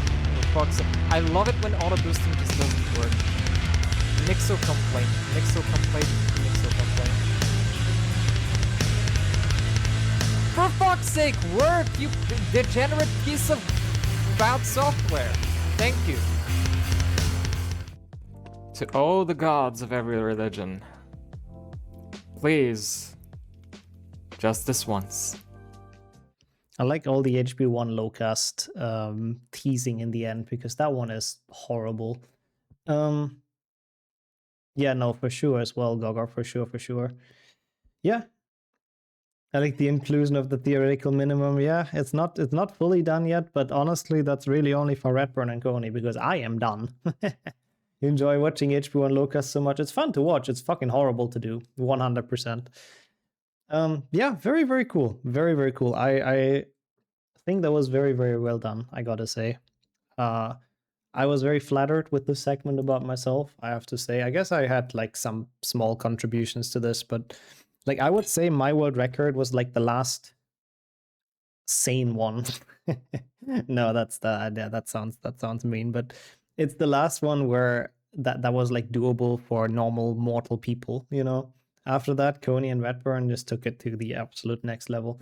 I learned a lot. It was very fun to watch it with you guys. And big thanks, of course, to everyone who's involved in this big project. 25 people? Is that the number? A day or two get a 47? Absolutely not. Follow this until it got a 61. Yeah, that's roughly how long. I mean, I knew some of the new strats, but as I said before, I learned a lot. Oh, 30 people exactly. Damn, yeah. We can... There's one final sound effect, mind you said. Oh, because we're starting HP1, yeah.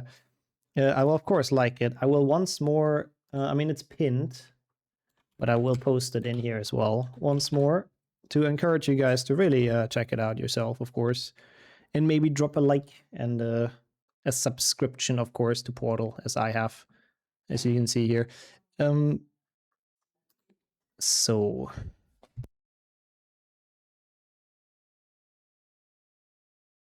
we can check out the narrators and everything, everyone who's, of course, part of this. Can also check it out yourself.